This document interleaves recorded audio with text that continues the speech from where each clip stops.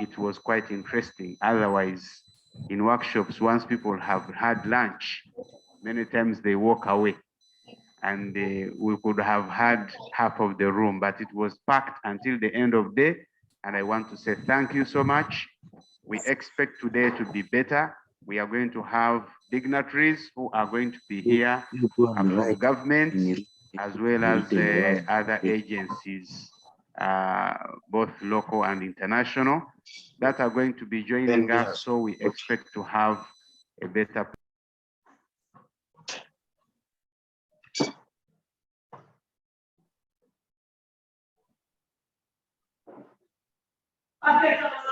Maybe we can even start. He just told me that this is going to be an interactive one. So we don't expect a one individual coming here to speak about yesterday, but as we were all here, let's just get feedback from members who were basically listening to the presentations about. So I am going to have Mr. to move this microphone around. We shall not ask people to be coming this way, but if you want to tell us something, but check how does it work? I don't know whether it's on or not. Eh?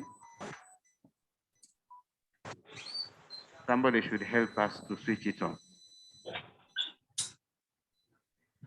Yes, meanwhile, the registration is going on, and I know that our secretariat is now doing a good job.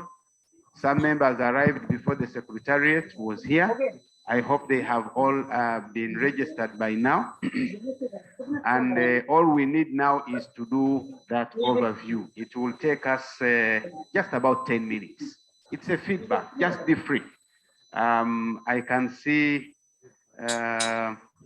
one of our presenters, Dr. Ali Sheikh, who was present here yesterday and presented quite often in very beautiful ways. If you mention that this is how things were, he will also take note. But I also know that our rapporteurs are ready to capture the feedback. Okay, so who wants to go first? Zakaria, you move the mic to wherever there is somebody who wants to say something about yesterday's session. As quickly as we can. If you have something to say, we have only 10 minutes for this session. You can just mention whatever you want to say about how the organization was, the presentations, the food, and anything. you needed to tell the organizers how things were moving yesterday. All right, who is going first? Did you see anyone? Yes, go ahead. Assalamu alaikum wa rahmatullahi wa barakatuh. Alaikum assalam wa rahmatullahi. My name is Abbas Kisambira, and I'm a food scientist. So I'd like to extend gratitude to the presenters for the job well done yesterday. The presentations were quite informative and well prepared. Areas of improvement, time management. On the side of the presenters, I think something that we needed to be. Hi guys. Can we listen to Mr. Kisambira's observations? They are very important, by the way. Yes, go ahead, sir. Yes, this being an Islamic forum, I for one expected, I had high expectations for time management. And in fact, in one of the scholars has mentioned that time management is part of taqwa. So for organizers, I think let's adhere. If you have 20 minutes, let's keep within the 10 minutes. Right. Number two, yesterday, whereas you've mentioned that today we shall have an opportunity to ask questions or even give feedback to the presenters for what was presented yesterday. My opinion and recommendation is we needed to get that feedback to the presenters real time so that we can match up with what they've submitted. Because I, for one, I'll tell you that for some of the presentations, there are some controversial statements that were made and we needed to give timely feedback. And of course, probably we might have lost that opportunity because the presenters were taking a lot of time. Of course, whatever they are talking about was relevant, but time is a critical factor. And most painfully was that since the audience is almost having 70% of the academia, we looked to be in a political rally. Somebody comes, delivers, goes away, comes, delivers, goes away. So we are more onto the receiving end than that interactive point. So we missed that dearly. Thank you. Okay, thank you so much, Mr. Abbas. Well taken note of. Those of us who are on the mic today, we are going to do our best to ensure that people observe time. There is somebody there? Thank you so much. I think, rapporteurs, you are capturing those comments. Yes, sir. You introduce yourself as well. Assalamu alaikum. Alaikum salam. My name is Kenneth Makoba, a student. I want to appreciate for yesterday, for all that went on. What my observation was, one, though our friend has mentioned one of it or two, mine mostly was on the audibility. Though the English can vary depending on where we are coming from, but in terms of audibility, we're not clearly understanding. So All right. for our trainers, maybe they'll improve on that. Thank you. Thank you so much. I think we are capturing that. We are going to ask the trainers to try to make the pronunciation lighter. Well, Dr. Jamil Serwanga, the Vice Director Academic Affairs, has entered the room. I want, and he is the chairman of the Central Organizing Committee. We shall give him some minutes to say a thing about yesterday. Yes, sir. Thank you very much, Mr. Master of Ceremonies and members. Assalamu alaikum wa rahmatullahi wa barakatuh.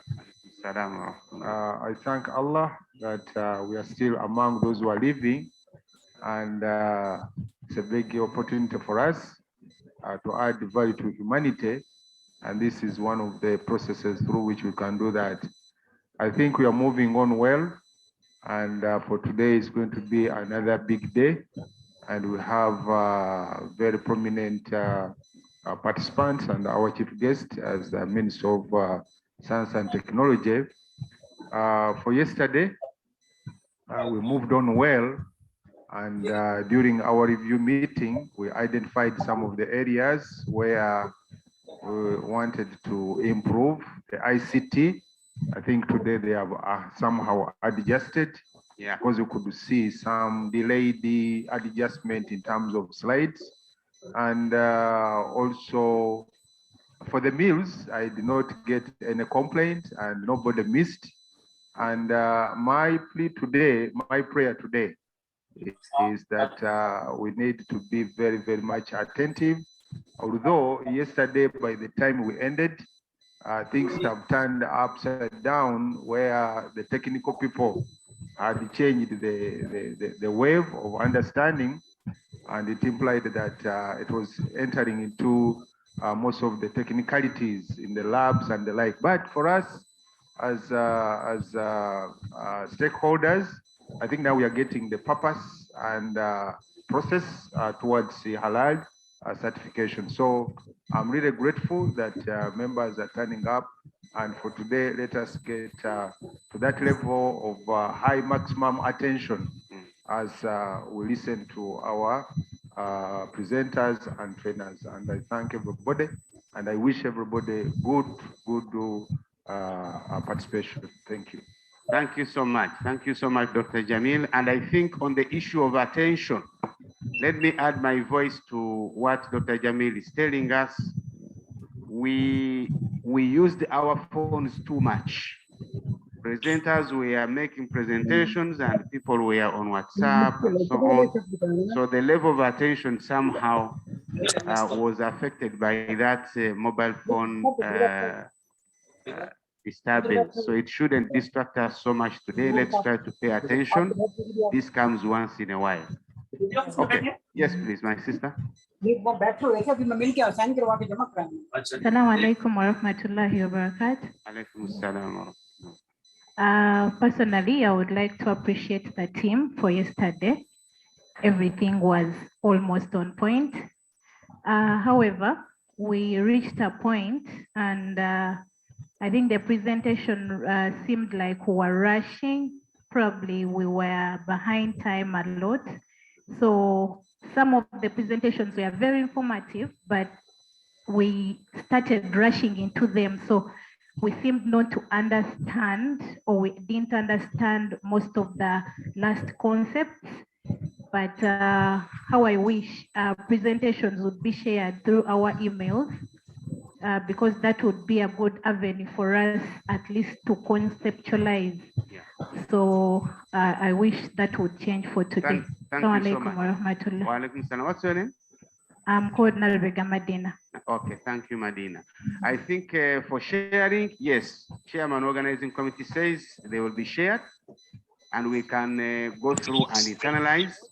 And sometimes, yes, I can recognize that maybe presenters wanted to emphasize specific areas. So they would say, keep omitting the slides, go ahead, until when they will be able to reach a point they want to emphasize. But good enough, the slides are going to be given. So there's no problem with that. We are going to do our best, inshallah. Actually, if you left your email there, it has already been shared. All right. But if you haven't, please give your email, yeah. there. Sometimes if the handwriting is bad, it might have been sent, but it is hanging somewhere. Yeah, Mr. Dramani, we are almost done with the 10 minutes and the participants are saying we should be managing our time properly. So what do you think? The review is going to end here? Yeah, I and think we shall so. be getting more feedback, inshallah. I want to invite you to the podium and take us through the next one so that we don't begin on a bad note of not maintaining time again. Yeah, thank you very much, my colleague. Yesterday we started on time, and today we promised that we are also going to start on time. Our presentation for today is requirements and implementation of the OIC SMIC, that number general requirement for halal food. It is by SMIC. I don't know if Dr. Sheikh is the one making that presentation.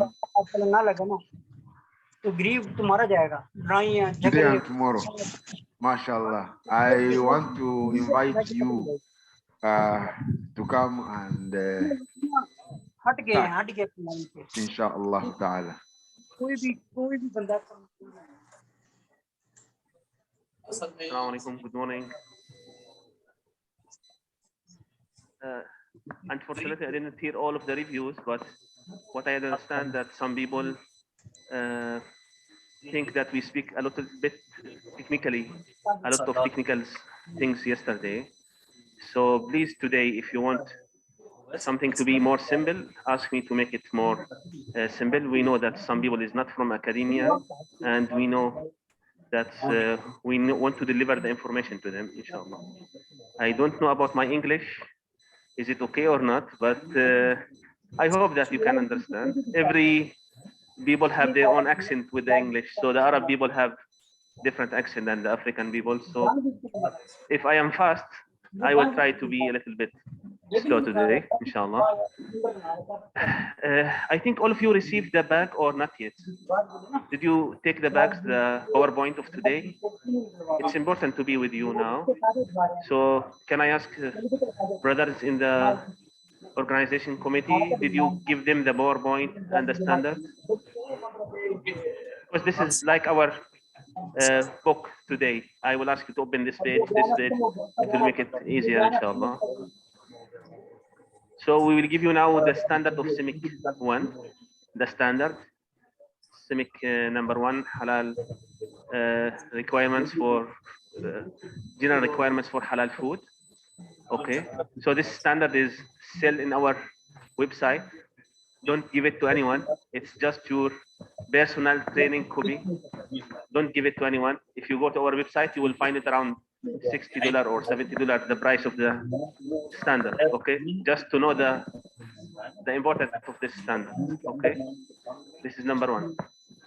Number two, usually we give the trainer extra book, extra material.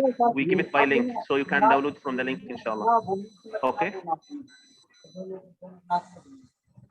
What's about the bag, brother, doctor? What they said about the presentation? Now or?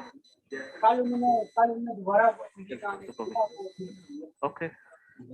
Good. Is there anything ready? They can start from now. Give them if they are ready. Okay. So the idea that is it's like this. We will give you the standard. We will go reading the standard step by step, inshallah. Every 20 minutes, 25 minutes, we'll have questions. So don't wait until the end of the question time. If you have question, you can ask directly. Okay, just raise your hand every 15 minutes. Raise your hand and we will answer your question directly, inshallah. Okay. I think we can start now. Are you ready, inshallah? Okay. Hopefully no one will sleep. Inshallah, no one will sleep. Let's start. Can we show the presentation? It will be okay for me. And if it's possible, it will be difficult, I think. Okay.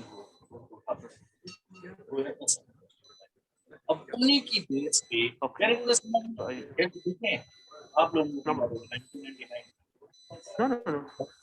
It's just yes, just the next one. लेकिन आप वो हमारी as पे वो कहते नहीं ऐसा नहीं होना चाहिए मैं ओवरऑल देखने लगता वो बात ठीक है No. This one is okay. It's already here. Okay, if you bring this one, you bring the charger with it. The charger is there.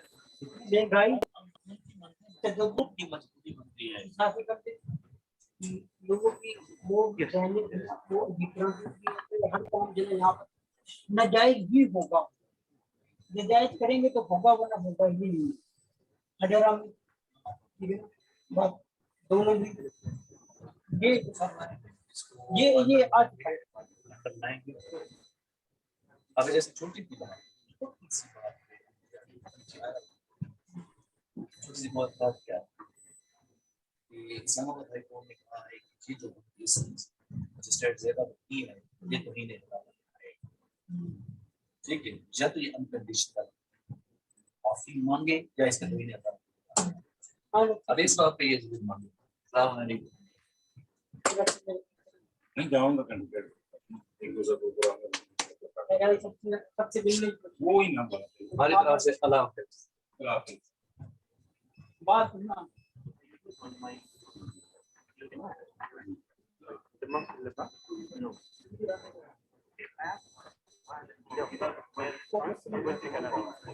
After that, जब भी मारेगा क्यों नहीं मारेगा? चलो पूछ है वो हैं? इतना पूछ ये तरफ ये तो हमको पूछ रहा है नहीं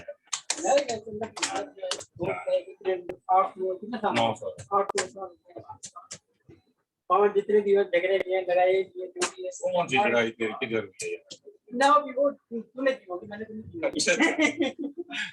वो तो मुझे पता लग जाता है आप तो हम रेडी मुझे पता लग जाता है दरमियान में क्या करो क्या ना करो सारा हर चीज पता होती है क्या करना कैमरे क्या ये इधर से बैठ के देख रहा हूं और सब करते ठीक है मिलेगा सर मैं अभी बच्चों के लिए जाऊंगा मैं तो लेट आऊंगा आप चलेगा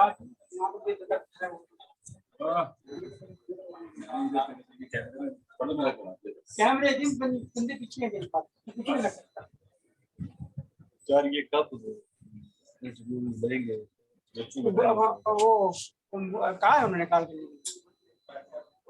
शुरू करने सही एक Charging? Just make sure.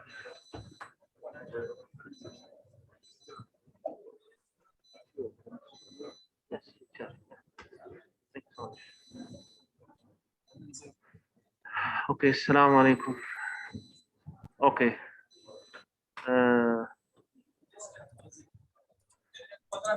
We will start, inshallah. This is all of our work will be on this document, OIC CIMIC 1, 2019, our standard. Just 1 minute. So you have a copy of this standard now, inshallah, with you. I will ask you from time to time to go and open. I will give you soft copy also. All of this soft copy, we will provide you link so you can download the soft copy from this one. But again, as I told you, this is working copy. That means it's only for you. It's not halal to share with anyone. Okay. This is our institute sell this document. So we don't want this one affect the selling of the document. Actually, if you go to what you call it, I can connect to internet from here. Is it okay? Good. So, but I cannot print from here. I will just move first. So this is CIMIC. So we will do some promoting for our website. Actually, it's nice website. If you go and visit our website from time to time, it will be good to know more about our activities, our calendar of training. If you want to join training, our new standard, it will be good, inshallah, to visit all of these things. So our website, we have 3 languages: Arabic, English, French. Inshallah, by the time all of the language will be Arabic, English, French, complete translation there.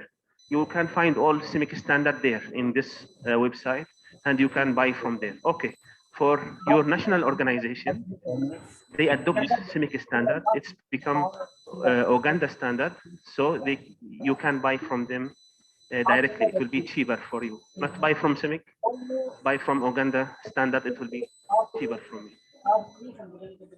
This is our standard development.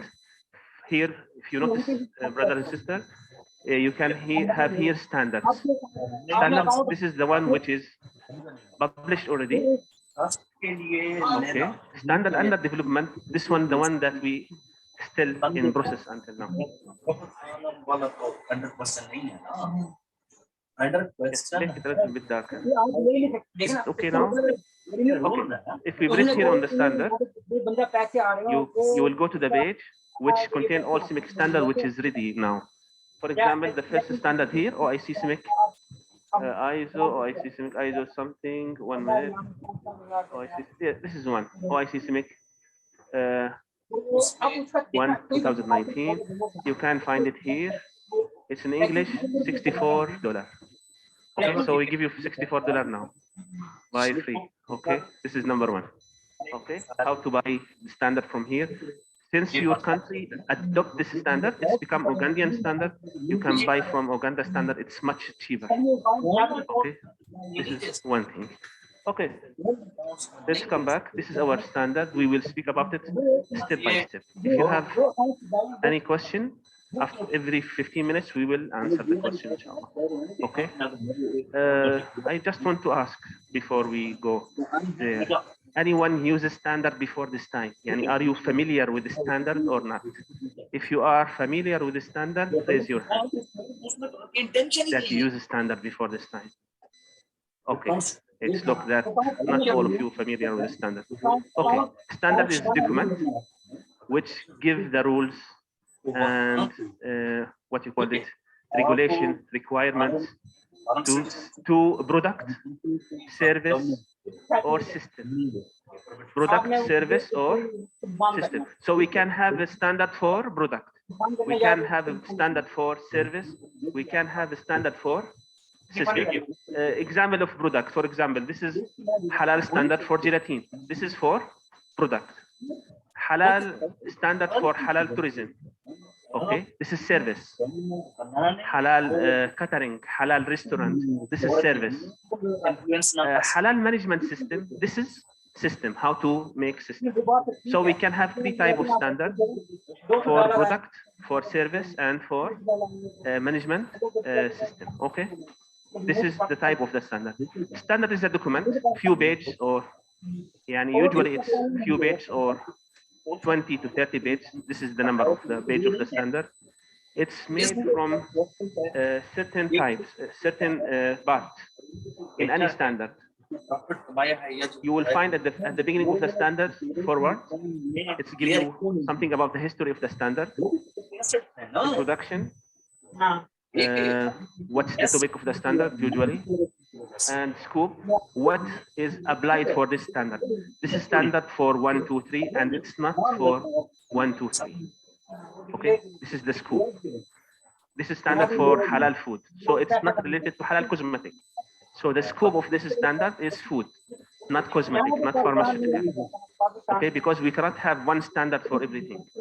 We should have yani, specific standard for every product or service. Then we will have normative reference. In any standard, you will find something we call it normative reference.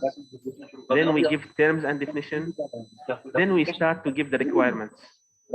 What is the requirements? All of these requirements. At the end, we put annexes. Okay. Annex, and bibliography. So in any standard in the world, you will find this part. If you open another standard, okay, let's show you another standard. Usually ISO standard. If you go to ISO standard.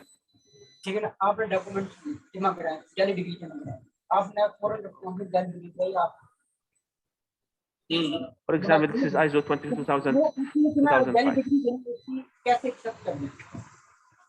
This is ISO standard, International Organization of Standardization. Okay, ISO. If you see here, their contents page, scope, same, normative reference, same, terms and definition, same. Then they have requirements. At the end, they will have annex and bibliography. So it's same system. If you understand how to use one standard, all standards will be same. Okay. I think you heard about ISO, International Organization of Standard. Okay. What's the difference between CIMIC and ISO? I need an answer. Anyone want to answer? Okay. What's the difference between ISO and CIMIC? Both of them produce a standard. Both of them standardization organization. But what's the difference? Yes.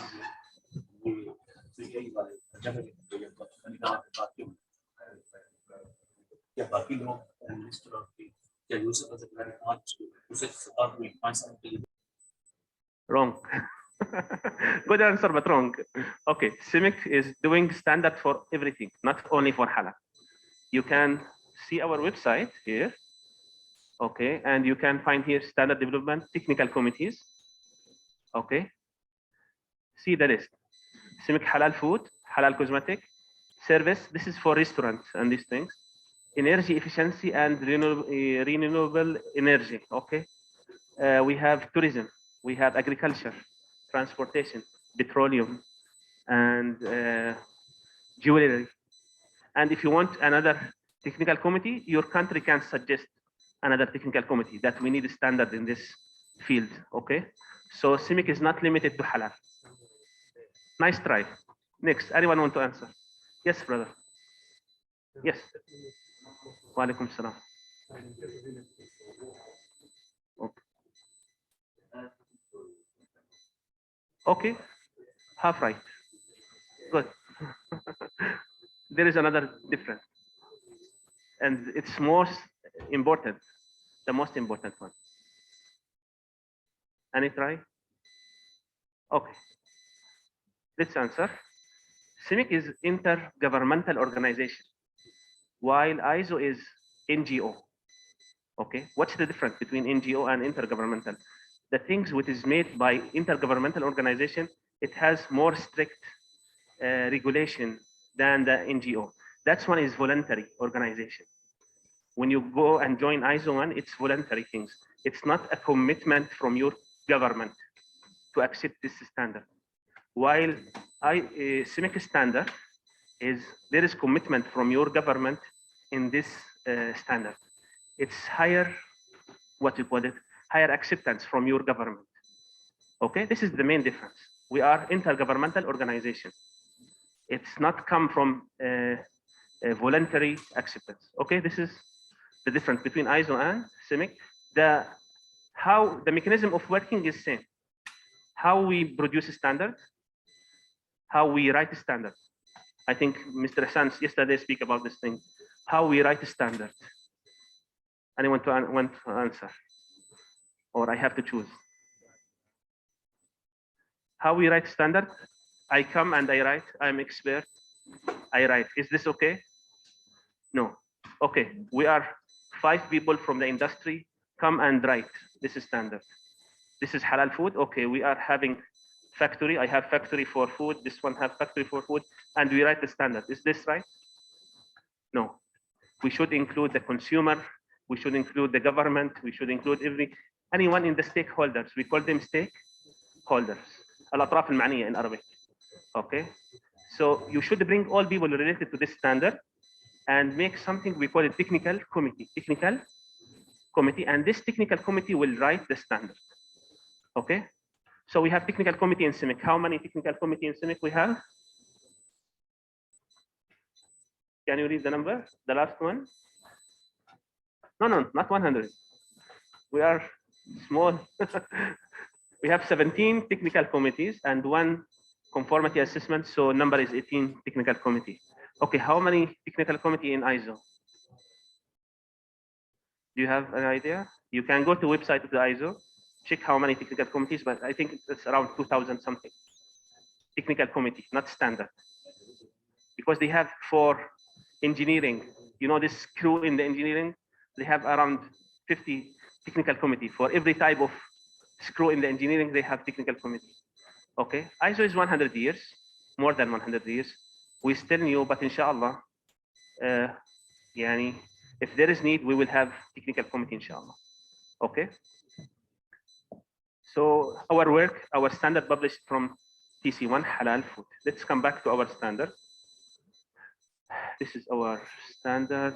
Today we will go step by step and study this standard, inshallah. Okay, before we study the standard, what's the goal from this standard? Why we write this standard? Okay, anyone? If you don't want to answer, I will go one by one. Every question, the next guy. Okay.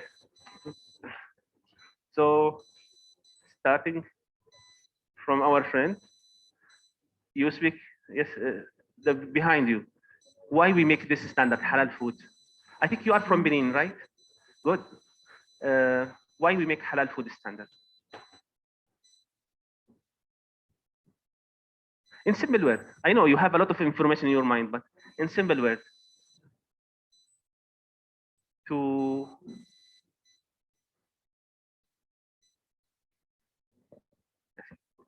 repeat your. Yeah. Why we have this standard? What's the goal from this standard? I don't know. Okay, is it to make halal certificate? To give halal certificate? Yes. According to this standard? I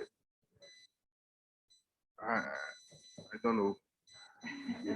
Yeah, I'm just trying to say that if I use this standard, can I, if someone apply this standard in his factory, can I give him halal certificate? Yes. Yes, okay. yes, yes, yes. So this standard will be a document which we can certify people according to this standard. You know that when you give someone certificate, there should be some what you call it, something to measure him, like a student in the school. You are academic people here. The student should have curriculum, book, okay, and you have exam for him. This is our book, and the exam is auditing. You know auditing? Yeah. All of you know auditing. I go to the factory, I make audit. Audit. This is exam. That's if you are okay. I am In this paragraph, it's auditor. okay. This paragraph is okay. Okay. I Thank am the auditor, halal auditor. Me. Okay. So when you go to the factory, you check the factory according to standard of this halal. If you go for factory for chocolate, you check for chocolate standard and halal standard, both of them. Okay. So I know that you know the answer, but maybe Language. Karat, give the language. Thank you, brother. Okay, another goal for the standard. Yes. To ensure uniformity of procedures followed in different food processing industries and reproducibility of results in the different. To ensure what again? Uniformity of procedures followed in the different. No, we don't want all factories to follow the same procedure. We are not here to let all factories become copied from each other. We give them general requirements. If they fulfill, their product is halal. We don't tell them put this. No. We just give them, don't put this. Okay. Whatever they want to put, they can put, but we give them what not to put for halal issues. Thank you. Okay. To give a certificate to make auditing. Yes, brother. Assalamu alaikum. Walaikum salam. I think is to ensure safety and to determine compliance. Good. This is one good thing because our CIMIC standard is built on the food safety principle. And you can notice now, we will read it inshallah. Food cannot consider as halal if it's not safe. And you know the word tayyib, halal and tayyiban. Tayyib is equal to safe, not harmful. Okay, this is a good thing. Okay, we give certificate for the people. This is auditing. But if I am company owner, why they make this standard for me? Yes. Yes. Another reason is to discourage the consumption of haram food and to encourage the consumption of halal food. Yes. Yes, but this is for long point of view. Yes. Thank you, man. Assalamu alaikum. Wa alaikum Another reason is to ensure that hazards do not enter into food supply, so that it's going to be safe for consumers. Okay, this is good. In general, all what you said now in one point is to ensure that the food is halal, to give certificate to the people and audit them according to this standard. There is one more point. If I am the owner of the company, it's give me the requirement how to make my food. Okay. Yes, doctor. I think also that it gives assurance to both the consumers, but also it gives the producers, what can I say? It gives them a standing because now they can be able to market and so on, and the people will know that we can rely on this product. So it's good also for the producer. Yes. Yeah. Good. Actually, standard is made for trade, to make trade easier for between people and countries. How the standard things start?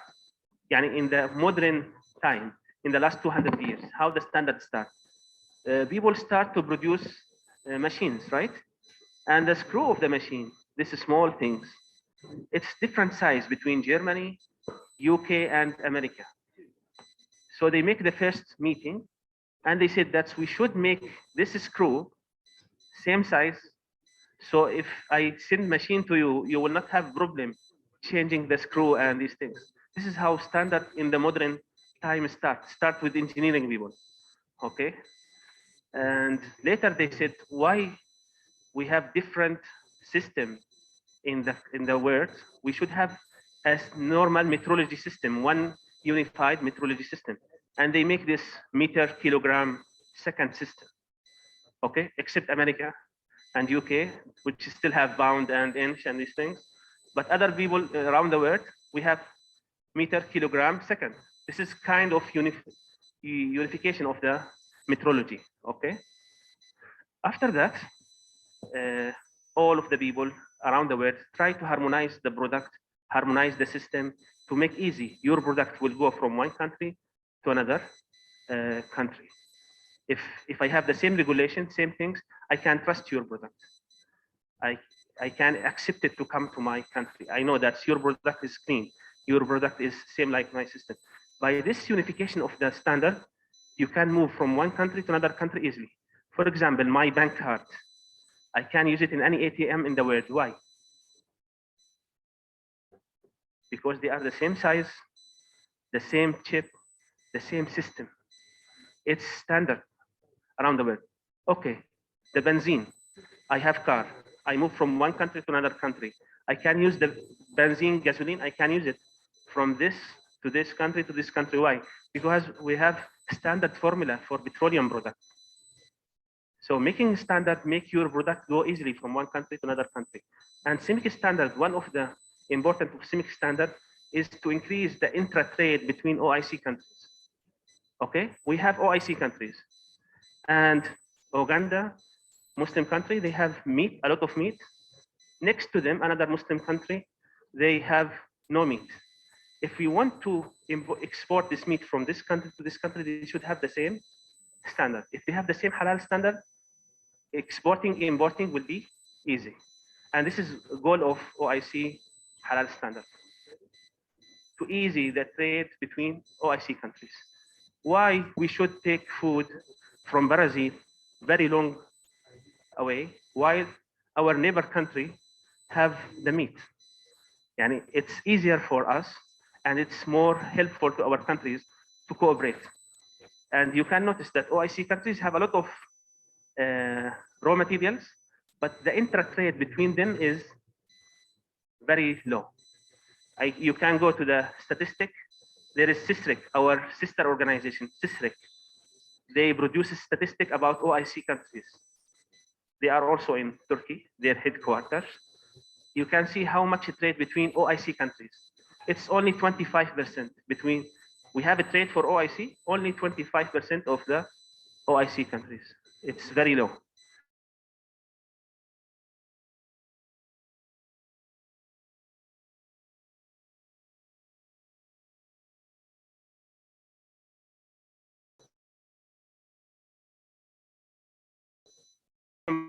Remember these things. Okay.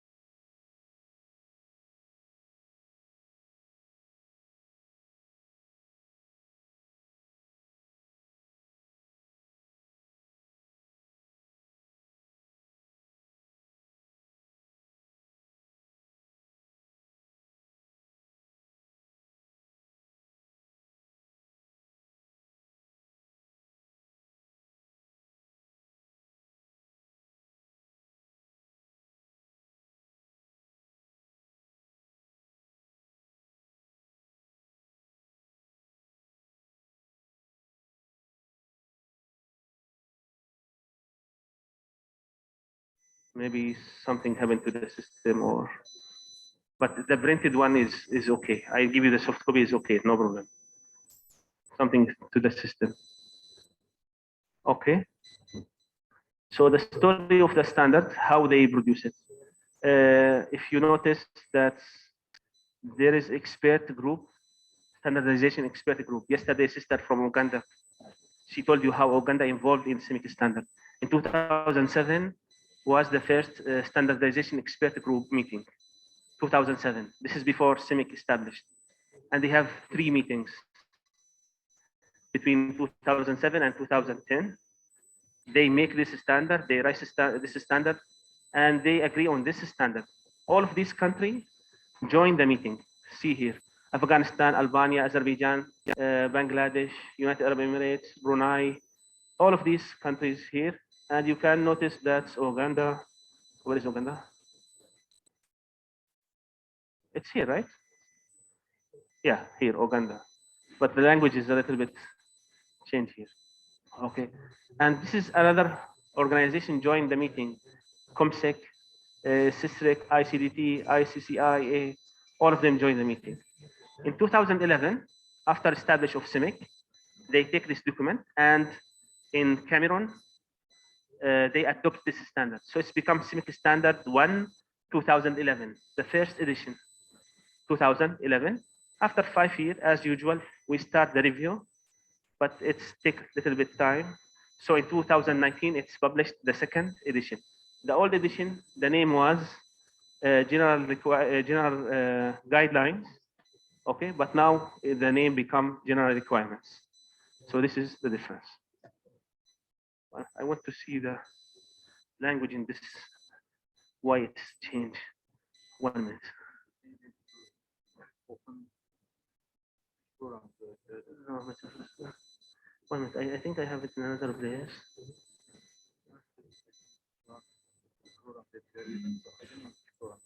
It's working in my office. It's working.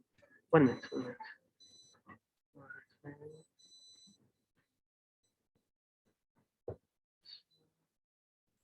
Where is it?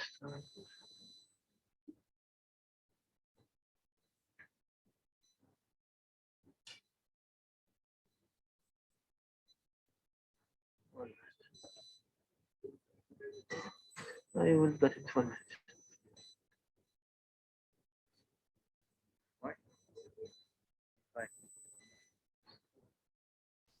Standard.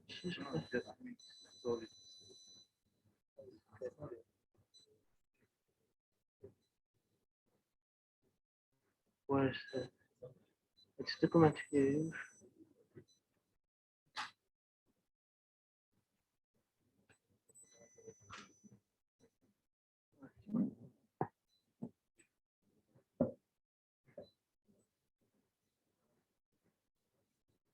Some IT problem we are trying to sort out.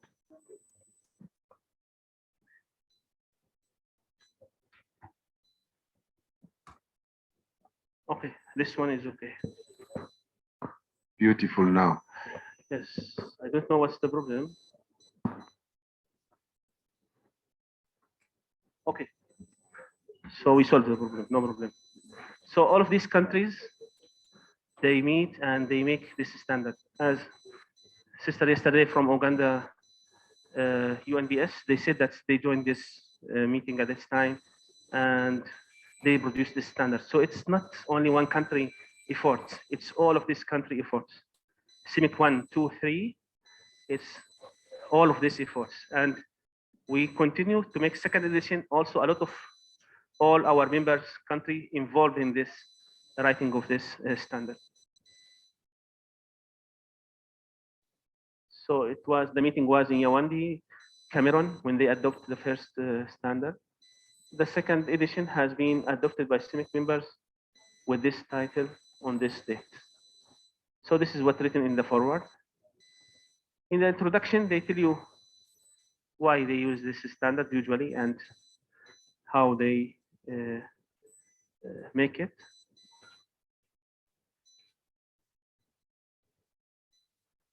So this is the thing that I should highlight here. This two paragraph, this paragraph and this paragraph. This paragraph about Islamic rules and this paragraph about safety. Okay, it's very important concept, two concepts in Islamic standard. Number one about Islamic rules. Okay, usually we don't use the word Sharia in our standard. We use the word Islamic rules. It's give the same meaning. And this is the suggestion of the Islamic Fiqh Academy people when they make this standard.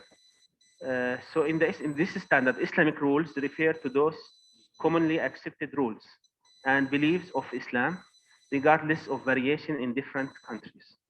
So we don't work on one school of fiqh. We have many schools of fiqh. We don't work in Hanafi or Shafi or Maliki or any madhab. We work on the common agreement of them. So the majority of them agree that insect is not halal, for example. We will accept this one. Sometimes there is no majority opinion. Okay, so we ask the International Islamic Fiqh Academy for their opinion. And yesterday we speak about the International Islamic Fiqh Academy. We told you yesterday that they are sister organization, not sister organization. They are part of OIC. They are, yani, an organization under OIC, and they have representatives from all OIC countries. I will show you here their resolution book. 1 minute.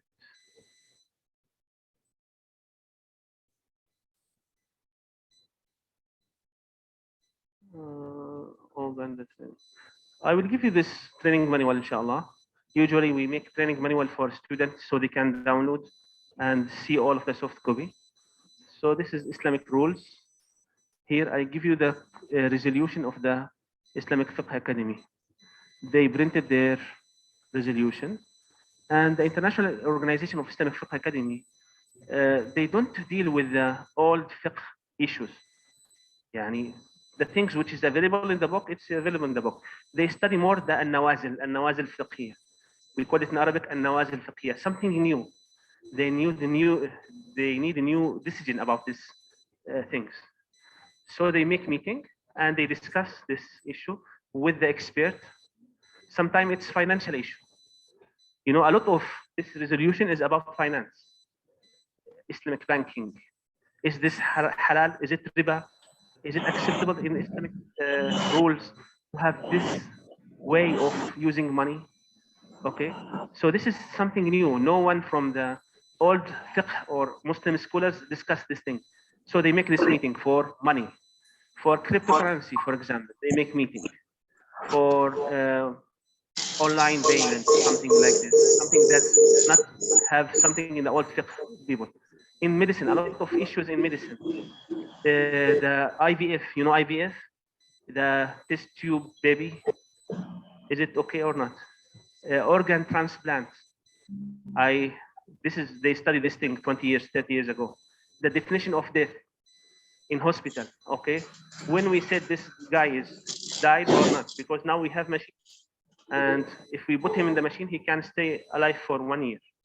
When this guy is died, this is something that old Muslim fiqh people don't study because we don't have this life support machine at that time. Okay, so they study Nawazil Fiqhiyya, the new upcoming thing. You can go to their website, you will find this resolution in 3 languages, Arabic, English, and French. This is the English one. Okay, so you get, this is only the resolution. So this is the resolution which they have. For example, here you can search for the word swimming because they make special meeting for our question.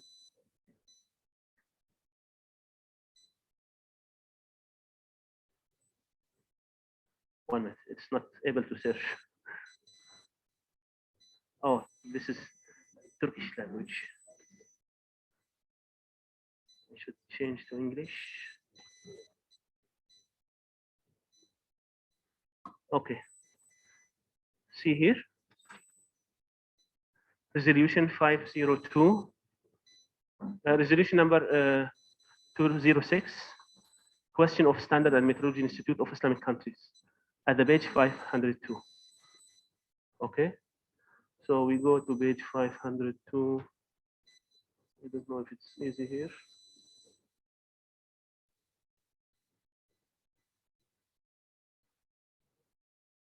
Okay. So this is resolution number 206 in this meeting, in the 22nd meeting, in the second part, question of the Standard Methodology Institute for Islamic Countries, CIMIC, the Council of International Islamic Academy, and in this date, Jumad al-Akhirah, the 22nd March 2015. At this time, they discussed these things. They resolved these things and answer. They send us some answer. Actually, we sent 2 or 3 times to them. From time to time, we send some question for them, and they send resolution. Sometimes they said that this is the answer. Sometimes they said, give us more time to discuss. Just like this, there is no final resolution about this thing. So this is the International Islamic Academy is our partner in Islamic issues. We don't discuss Islamic issues in the committee. I mean, we discuss with them. They are the experts. We are technical experts, they are the Sharia experts. So this is the resolution book of the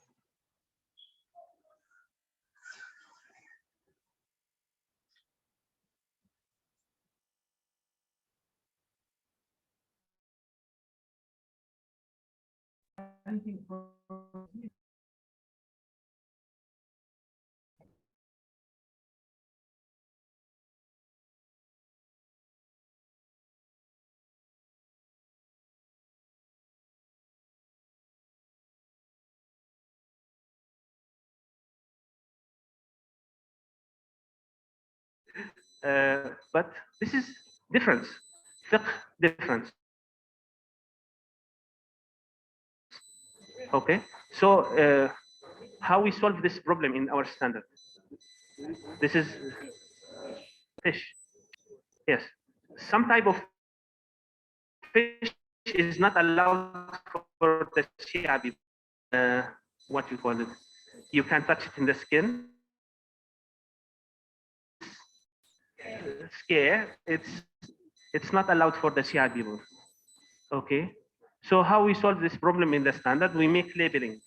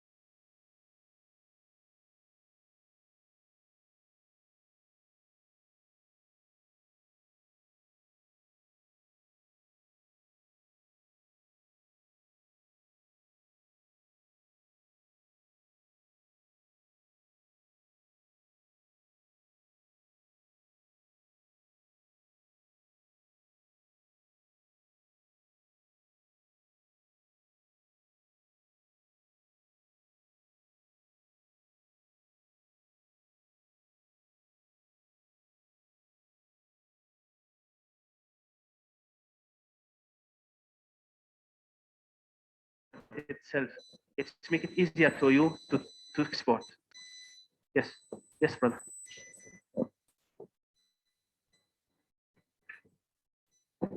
Assalamu alaikum wa rahmatullahi wa barakatuh. I am Sheikh Hussein from Kenya. I want to ask a question about actually the resolution made by International Islamic Fiqh Academy. Yes. As we know, for some countries, to give an example for Saudi, if it is something that it is to be implemented by all people, and then the fatwa has only to be from the Lujnatul Fatawa ad-Daim, which actually the Grand Mufti of the Mamlaka sits on the fatwa. Yes. So how do we actually ensure that the resolution that are in this particular fatwa given by the academy does not conflict to the fatwa may be given by the main authority of a country which is in charge of giving fatwa? Yes. Actually, the representative of Saudi Arabia in the Islamic Academy is the head of the Hayat Fatawa in Saudi. So he is the member in this organization and this organization. And this is yani the Majma al-Fiqh al-Islami contain members in each country, and it's not opinion by member. When, for example, Sheikh Taqiyuddin Uthmani, he is the representative of Pakistan in Majma al-Fiqh al-Islami. When he give the opinion, he don't give his own opinion. He come back to Pakistan, ask them about this fatwa. He asked all of the Mufti of Pakistan and come back with their opinion. It's not personal opinion. We call it ijtihad jama'i. In fiqh, we call it ijtihad jama'i, is to make يعني cumulative ijtihad. It's not my ijtihad, it's not your ijtihad. We come together, expert and Sharia people. This is, I think, the right way to make fatwa in this time, because no one scholar have all of the expertise in one topic. So we should make cumulative ijtihad, inshallah. Okay, I think this is, let's take one question and stop. Yes.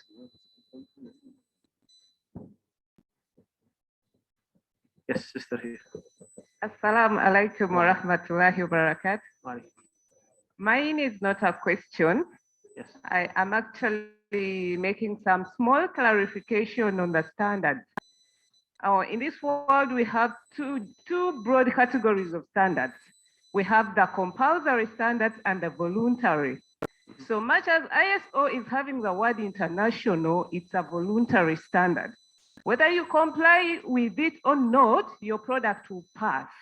But now when it gets to halal issues, so if it's an OIS country, then CIVIC standard will be compulsory. And it's the fact that it's, okay, I don't know whether yours is compulsory or not, but if you are complying with halal issues, for example, whether you say it is ISO certified or not, your product will pass.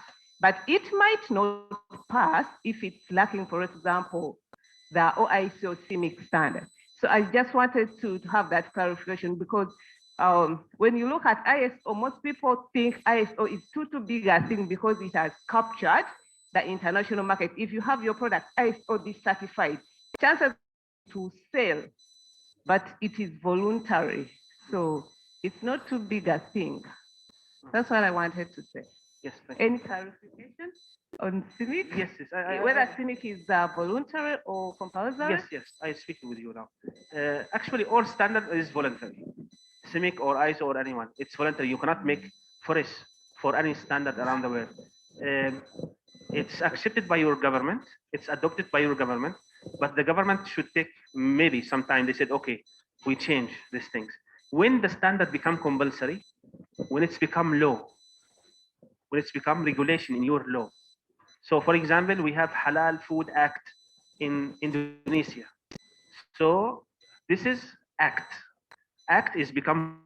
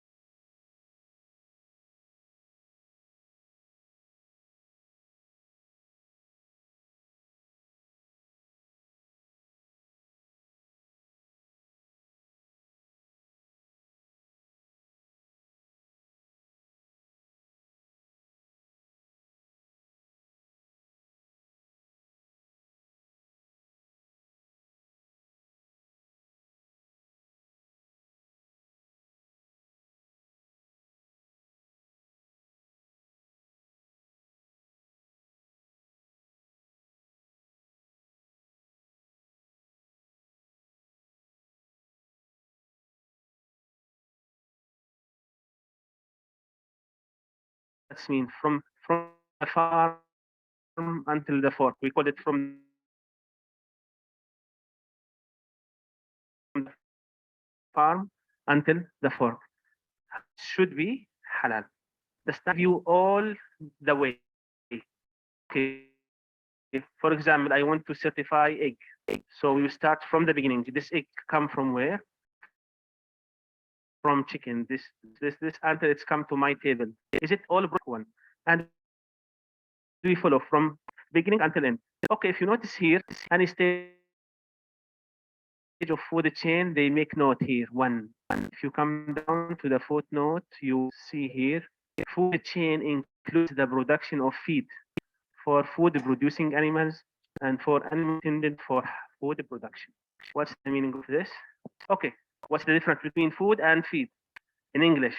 When we said food, this is for human consumption. When we said feed, this is for animals.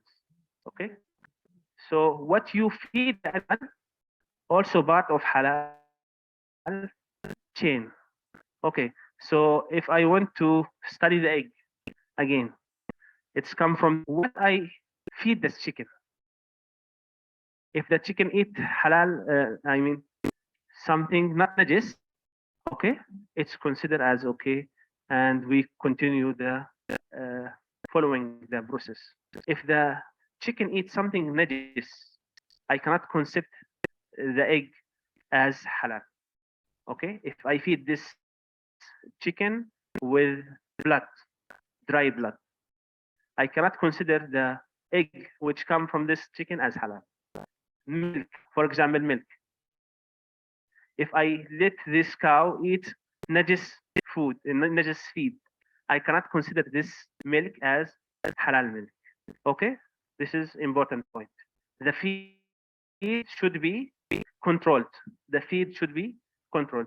Yesterday, if you were here, we speak about CIMIC 23. It's new standard halal animal feed.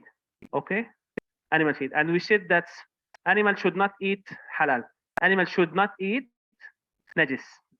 Okay, Allah subhanahu wa ta'ala will not ask the animal if they eat halal or haram. He will ask us because we are responsible for the animal. We should not feed our animal with najis material. Yes, what's the question? Wa alaikum salam.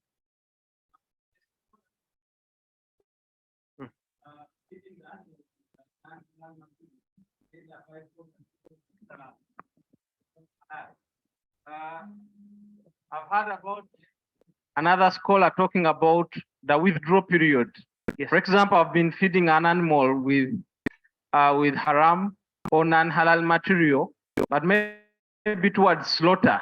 In fact, he was talking about a duration of 2 weeks. That before slaughter, 2 weeks before you feed the animal on halal material, the animal and the products become halal. What's your opinion?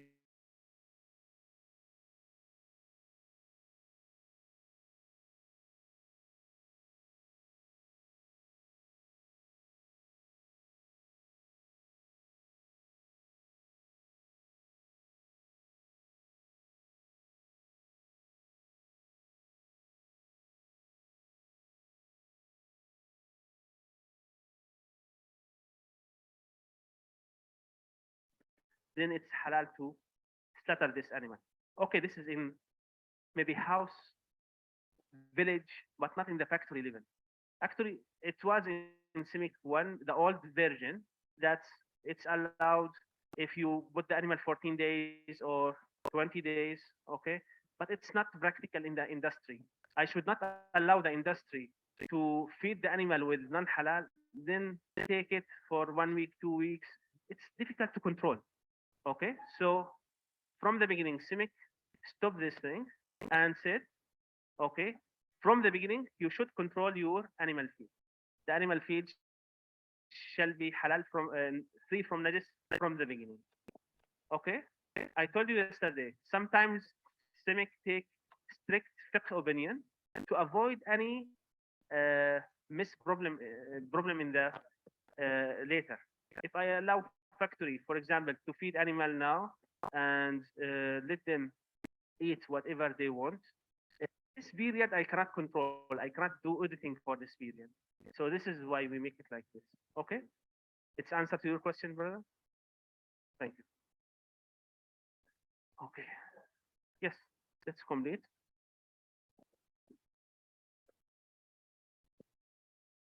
No, no.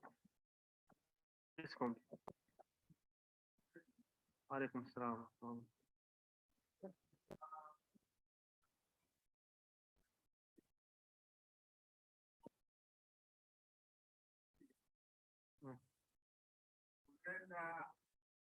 That animal haram for consumption.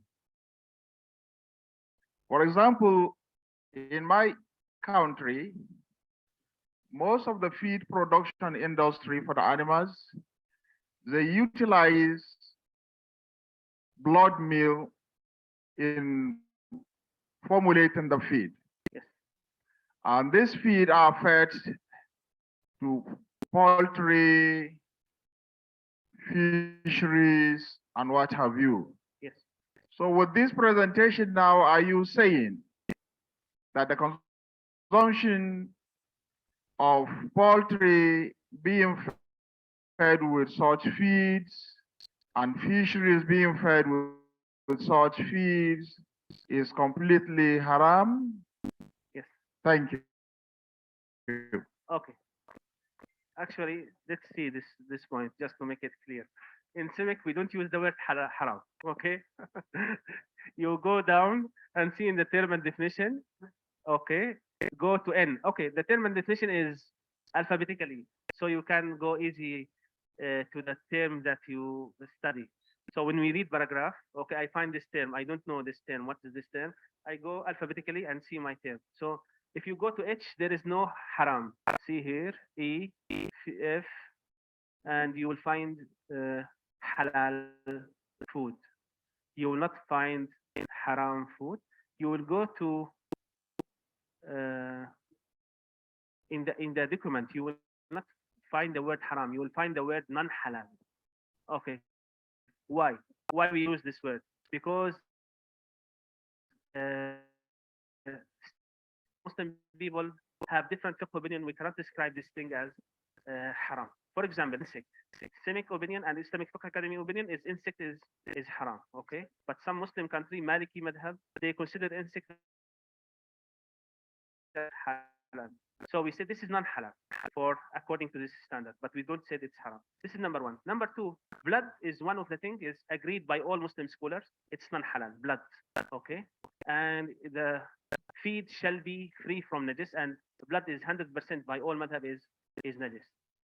Okay, the situation now in all OIC countries, they use blood meat. They should correct this action now. After they know that this is non-halal, okay, they should start to correct this action. I cannot say to them, all of them, stop producing chicken now. This thing should be corrected, but not say it's halal. I cannot also advise you to complete like this way. Your country should take an action. Why we use blood? In America and USA, Europe, they use blood because they have slaughterhouses. Slaughterhouses produce 20 ton per day blood. They don't want to throw. Okay, they dry it and put it for chicken feed.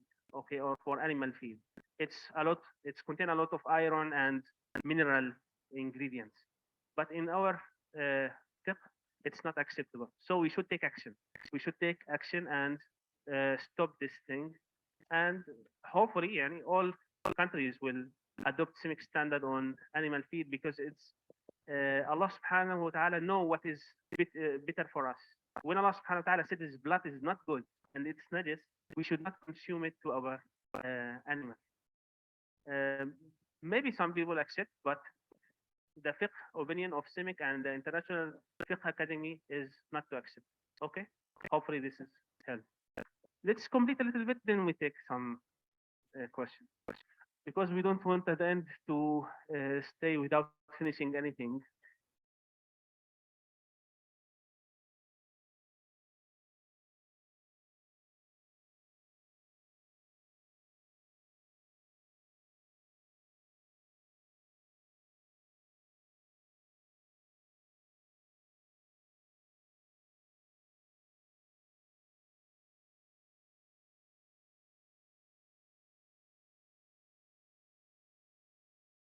you have some of them, but the majority is small and medium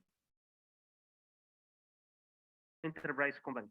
Okay, can I use this standard with small company? Yes, it's designed to be for small companies, no problem. So this standard don't mean that you should be very big factory to make this standard, but it should be yani, designed for small and medium enterprise also. And when we make discussion in our committee, taking care, we think about how this small company will be affected by the standard. And we change sometime to avoid this problem with the small companies. Yes. Normative reference. There are some people work with standard before this time. I want the people who is not working with the standard before this time.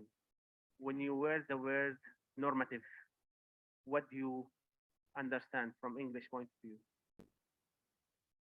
Normative reference. What is the meaning of normative reference? Walaikum salam. Okay. We are speaking about normative references. Also.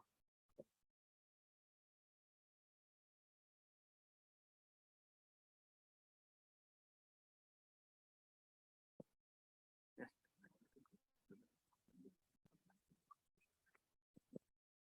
Now,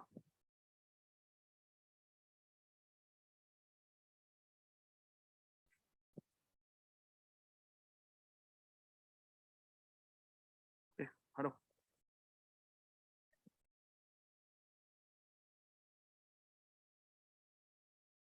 Yes.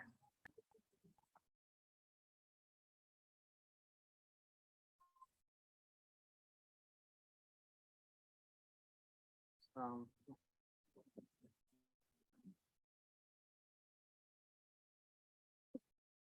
so it's complete or yes. We are just been blessed by the arrival of some of our important guests. Some have been with us yesterday. Fine, Professor. And we already have the Assistant Secretary General with us. So our colleagues from Nigeria. We are already also blessed with the arrival of the Deputy Mufti Uganda Muslim Film Council, Sheikh Ali Waiswa, is with us. We take this opportunity to welcome you. We started this program yesterday. You are most welcome. Alaikum salam wa rahmatullahi wa barakatuh. And this is our first presentation this morning. We are just trying to wind it up, inshallah ta'ala. Let's wind it and we'll get into Yes. the other thing. Yes, let's finish this thing before we start. Just to explain in simple words, you will find two words in our standard, normative and informative. Normative and informative. For example, if you go to the annexes, you will find that this is informative annex. Informative annex, that means this is information for you. It's not compulsory. You can adopt this thing or do something similar. For example, here, if you go to the annex here, they write guidelines, parameters for electrical stunning, informative.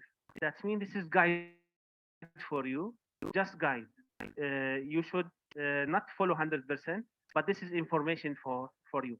When I said the word informative, normative, it's compulsory for you to applicable, compulsory to applicable. So if we go to CIMIC standard, there is some normative references. That means you should apply this standard with this standard. Yani besides CIMIC 1, when you go to the factory, you should take this standard in your consideration, which is standard related to food safety and traceability. If you remember this paragraph, that food safety and traceability is part of halal food. You cannot consider halal food halal unless it's safe. Okay, this is the standard. ISO 22002 for prerequisite program for food safety. ISO 2005 for traceability. General standard for labeling of pre-packaged food. This is for labeling. And general principle of food hygiene. This is standard of HACCP. If you heard about HACCP, this is the same standard for HACCP. And Codex number 58 for hygiene practice for meat. So before you go to factory, before you apply CIMIC 1, you should study this standard and understand it before you go to the factory. Food safety, halal food, meat hygiene, and HACCP. All of these is part of our standard. I think that is. Can we complete or stop here, Doctor? Stop here. Stop here, or we can complete a little bit, as you like. Yeah, he can stop at any time. We still have a lot. Okay, I think Yeah. we can finish up to the time we agreed on. Okay. You have about 10 minutes. Come on, 10 minutes. 10 minutes. It's good. We can speak a lot in 10 minutes. Okay. I think all of you heard about Codex. Codex is an international organization. It's an organization, joint organization between FAO and WHO. FAO and WHO. I think we can show you their website.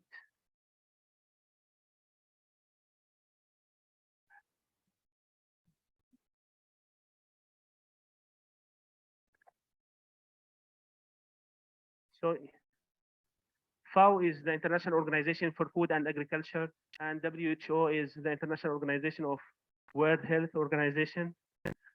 They make a committee for international food standards. It's old organization, and it's international organization. And you can go to their website here in the Codex text. You can find standards, guideline, Codex of practice, and you can find, for example, in the standard, this is the list of the standard they have.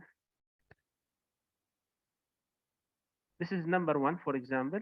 It's normative reference to our standard. General standard for labeling of pre-packaged food. This is for pre-packaged food. And you can find it in the 6th page here. You know that United Nations have 6 official language.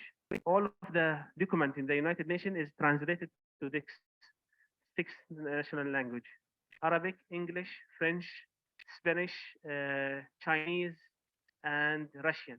Okay, so you can go and download from here. Whatever your language, you can find your language here. Okay. Okay, let's come back here.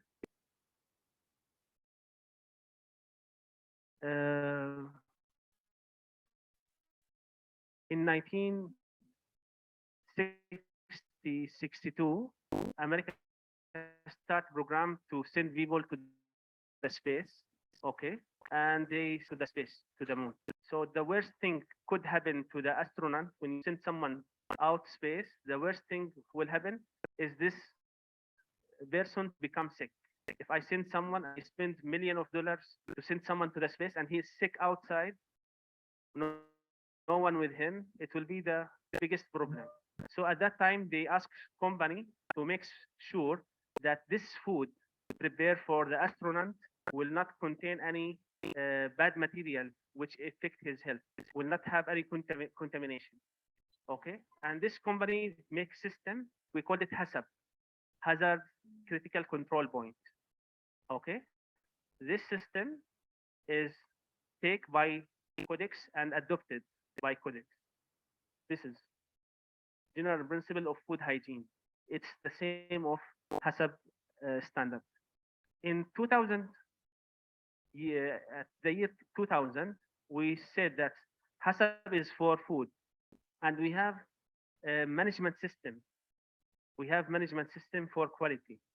Okay, if we combine both of them, food and management system, HACCP and management system, they combine them and they make ISO 22000.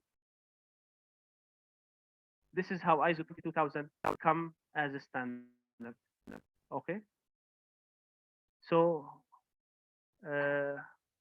in simple words, HACCP is a system to make sure that the food is prepared in good way. There is no contamination with the food. Okay. And the management system is a system to make sure that your organization is following quality issues. Both of them together, they become food system management system, ISO 22000. When we go to the terms and definition, the part of the terms and definition, I think it's already, okay, it's already 11. Afternoon, inshallah, we will complete with the terms and definition and with the meat part, inshallah. Thank you so much for your attention, and we will complete later, inshallah. Thank you so much. Excellent, Doctor, for a good job. We went through this one with the question and answer concurrently. I don't know if there is extra question that someone wants to put. Otherwise, from here, we think we are going to go for a tea break. But I have one small question. I have been keeping it. You know, we are talking about halal feed for animals to make the animal halal. We have these free-range chicken we have on our compounds. Sometimes they feed on anything, including, you know, najis. How do we deal with this chicken? I want to slaughter it today and it has just eaten najis. Shukran. Sorry, this is the fiqh people know this thing more than me. We call it jallala. It's just to give this animal some time to eat some free from any food. And how long time we should feed this animal? It's depending on the animal size and the animal smell itself. So for chicken, maybe it's 2 or 3 days is enough. For lamb, maybe it's 10 days, 15 days. So this is considered and according to the size of the animal. But this is for consumption for village or not trade. In trade, keep them. I should give them strict rule from the beginning. There is no najis in the feed. You are big company. You have resources. You should not feed the animal with najis materials. Yes.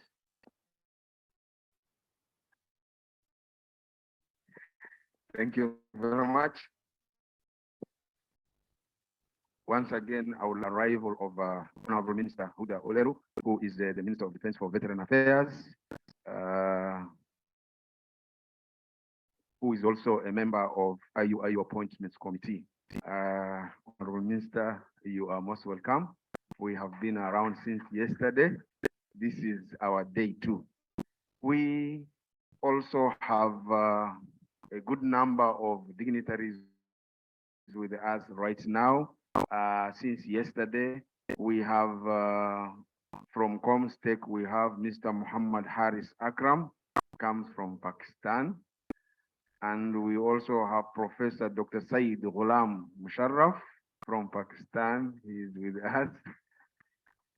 With us, we have the Coordinator General Comstech, His Excellency Professor Dr. Muhammad Iqbal Chaudhry.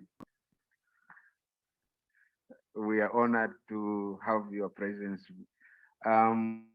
We also have the Dr.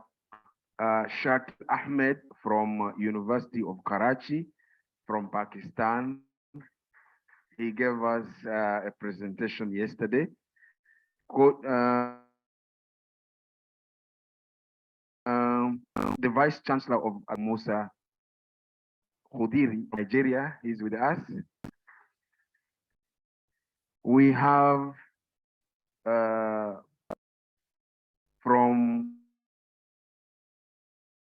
Istiqama University, Mr. Kumuria Abdul Hadi Saleh from Nigeria also.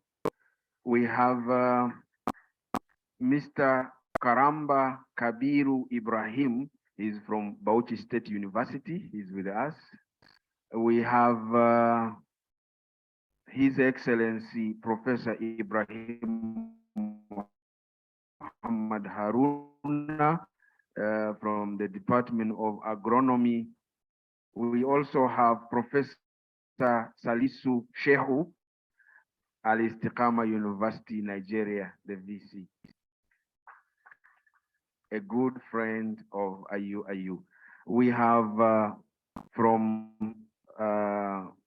Sumaila Kano, we have His Excellency Jamila Abdul Salam Sambo Shehu from Nigeria. You are most welcome. We have some participants. We have participants from all over Africa. From Guinea, we have participant Mr. Barry Mamadou Maju. And from Benin, we have Yusuf Mama Sika. And we also have the VC Bauchi State University Professor Awalu Uba from Nigeria. You are most welcome. And from Al Ansar University, we have Mr. Osman Mukhtar Umar from Nigeria. And from Ansar University, again, we have His Excellency Muhammad Baba Shehu, Nigeria. And the president, founder of Al Ansar Foundation, Dr. Dikwa Muhammad Kiari, a good friend. We have from Kenya Bureau of Halal Certification, we have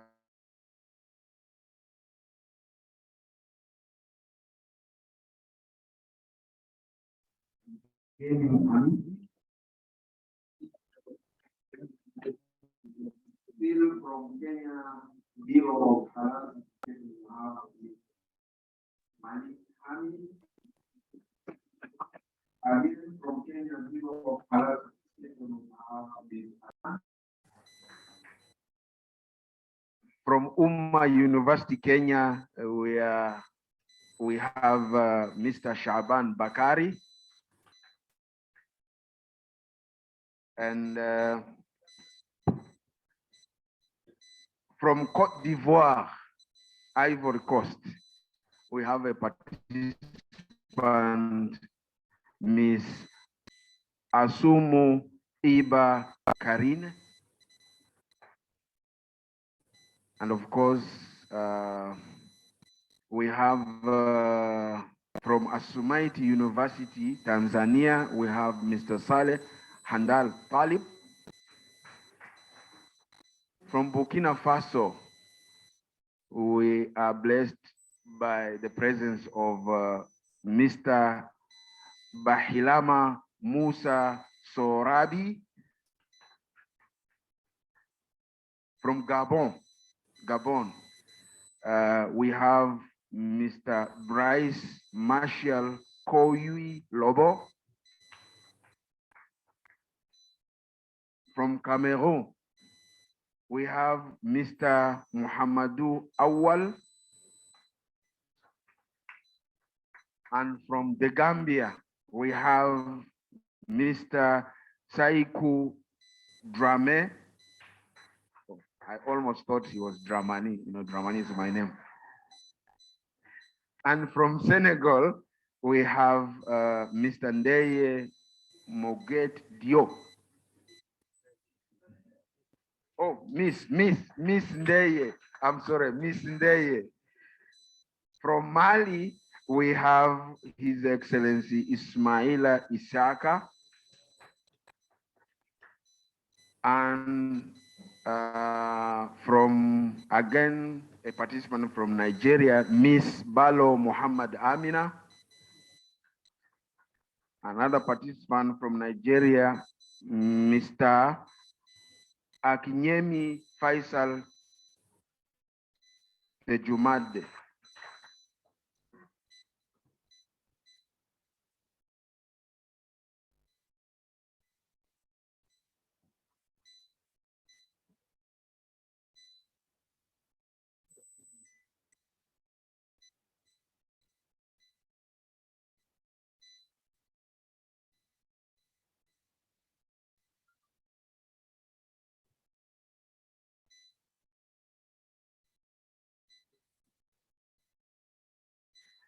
Thank you. From Turkey, we have our Secretary General of SMIC, His Excellency Mr. Hassan Ovud. Yes. Again, from Turkey, we have from SMIC, Mr. Chagri Chankurtaran.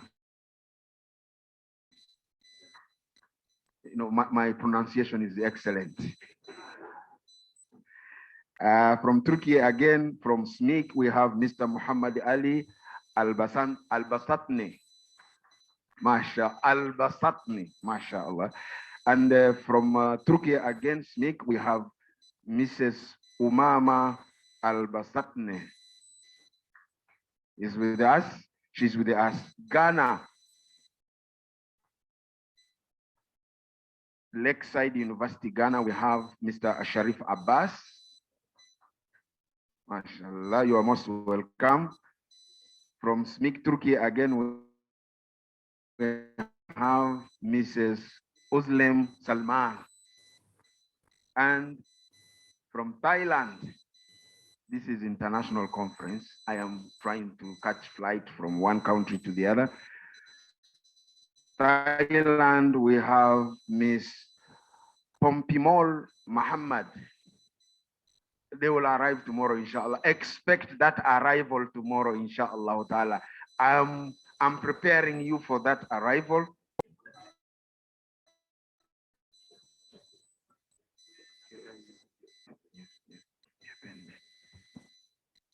And also preparing you for tomorrow from Thailand is Sunaini Mahama. That one will arrive tomorrow. Mrs. Sunaini Mahama, that will arrive tomorrow. And we have from Somalia, we have Nanteza Hasifa. It sounds Ugandan, but that is Somalia. Don't worry about the Nanteza part of it. And we have Dr. Umar Gaz, Country Director of Munazzama Da'wa al-Islamiyya. This is since Munazzama Da'wa al-Islamiyya, 1980s, we have been together with the Munazzama Da'wa al-Islamiyya. And we also have the DVC Academic,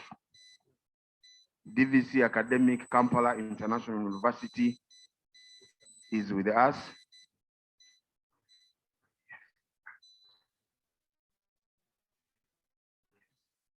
And a few moments earlier, I had said that we have also been graced.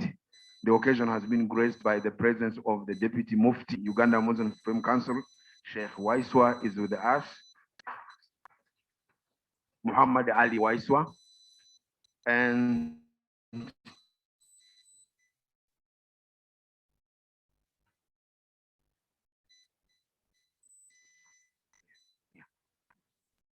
the Regional Director for Islamic Development Bank, Dr. Omar Ishaq Idrisu, is with us.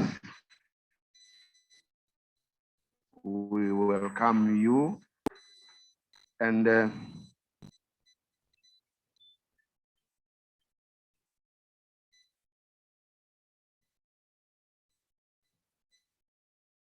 before I continue with the recognitions and mentioning those who are coming tomorrow and so on, I also know that there are some of us, our sugar levels have gone down. Since morning, we have been here since 8. And I think it will be good at this juncture that we start networking. That networking will help us to raise the sugar levels. The networking includes going out for tea, but it will be orderly. We have tea at the corridor outside. And I think I am very small to invite some categories of our guests. I would like to request Dr. Ismail Simbwa Jagenda to invite our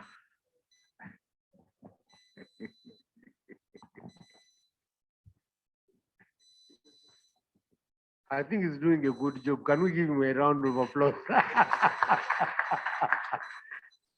Dramani is our director for Arua campus.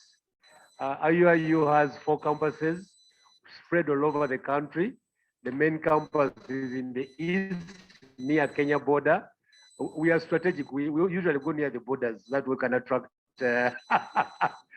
Then we have Kampala campus here in the middle of Kampala, and I think the director is around. Dr. Toa, where are you? Yes.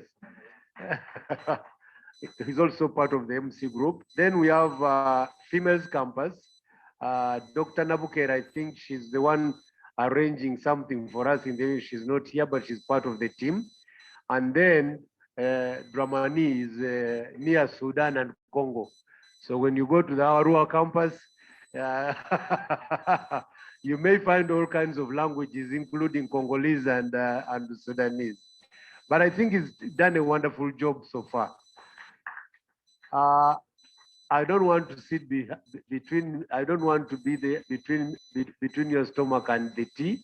So let me ask our honorable excellencies, Professor Dr. Muhammad Iqbal Chaudhry, Coordinator General of Comstech, who's really been doing the coordination for this event with ISMIC.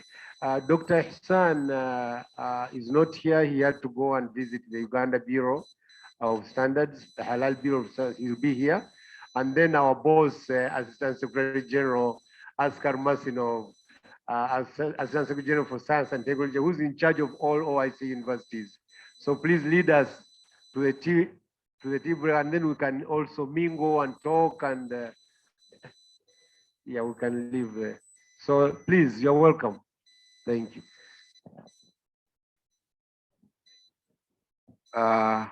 My colleagues, please, the front line, you can join, and then we'll be going stage by stage, inshallah. I think there are several serving points there.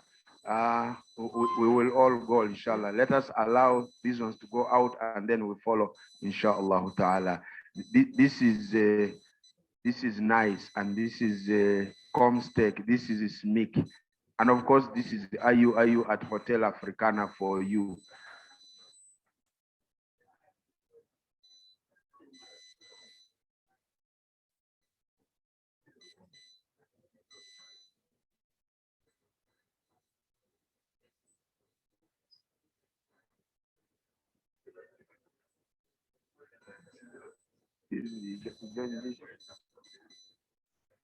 We join this team, inshallah.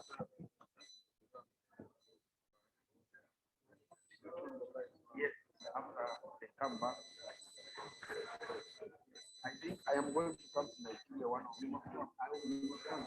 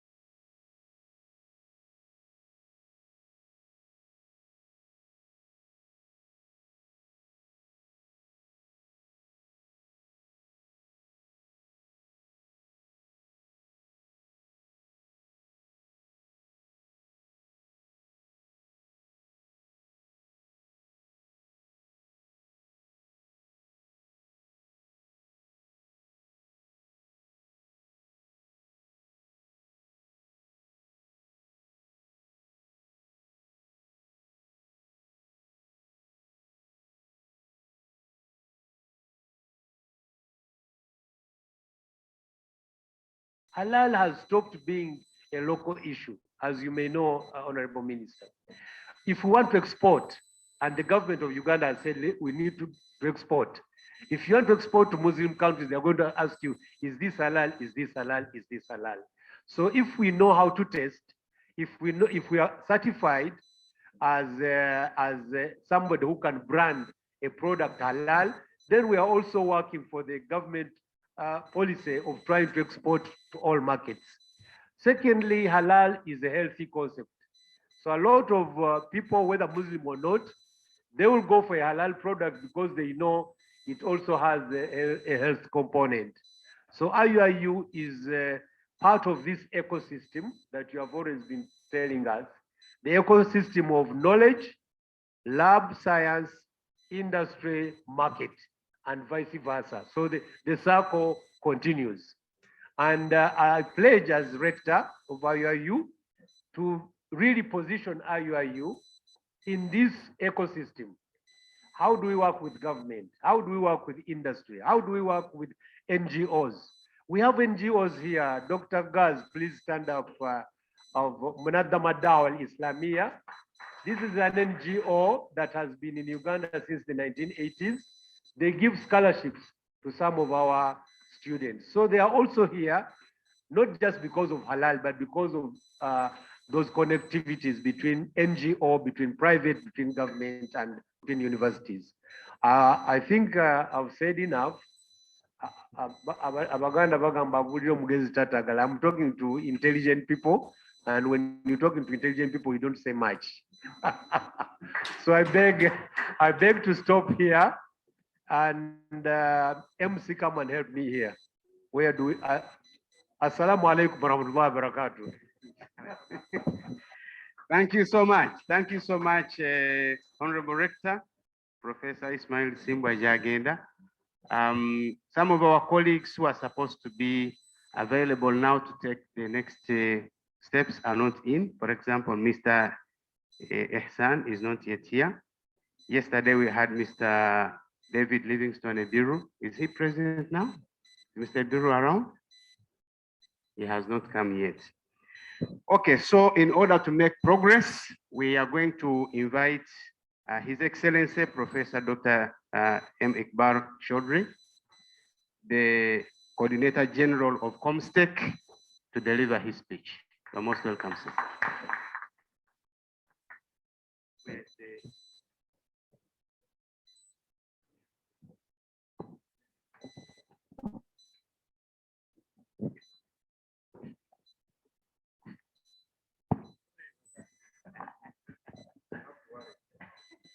Bismillahirrahmanirrahim. Assalamu alaikum and good morning, ladies and gentlemen. Excellency, the Minister of Science, Technology and Innovation of Republic of Uganda, based in the office of the President.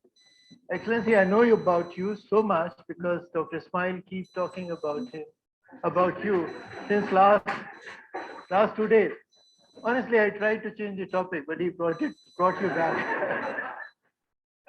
So I know that you are a field expert. I know that you are a veterinarian by profession. I know that you work on the concept of One Health.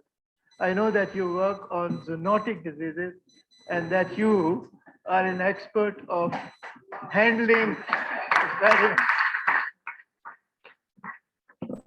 Excellency, the Minister of State for Defense and Veteran Affairs, Assalamu alaikum. Thank you very much. Excellency Ambassador Askar Musinov, very dear brother, OIC is represented by the top office of Assistant Secretary General for Science and Technology, and he is here with us despite the fact that he is extremely busy and his presence means a lot to us. My dear brother, Excellency Dr. Hassan, OIC Secretary General CIMIC is not here, but certainly he would be joining us and is a very valued partner of us. Honorable Deputy Mufti of Uganda, your presence is a blessing for us. And my very dear brother, Professor Dr. Ismail, Rector of International Islamic University. We have vice chancellors from various universities of Africa, including Nigeria. We have faculty members. We have resource persons from different countries. And to the last count, there are about 21 countries. So, Brother Ismail, you forget to mention many other countries like Somalia and other. Okay.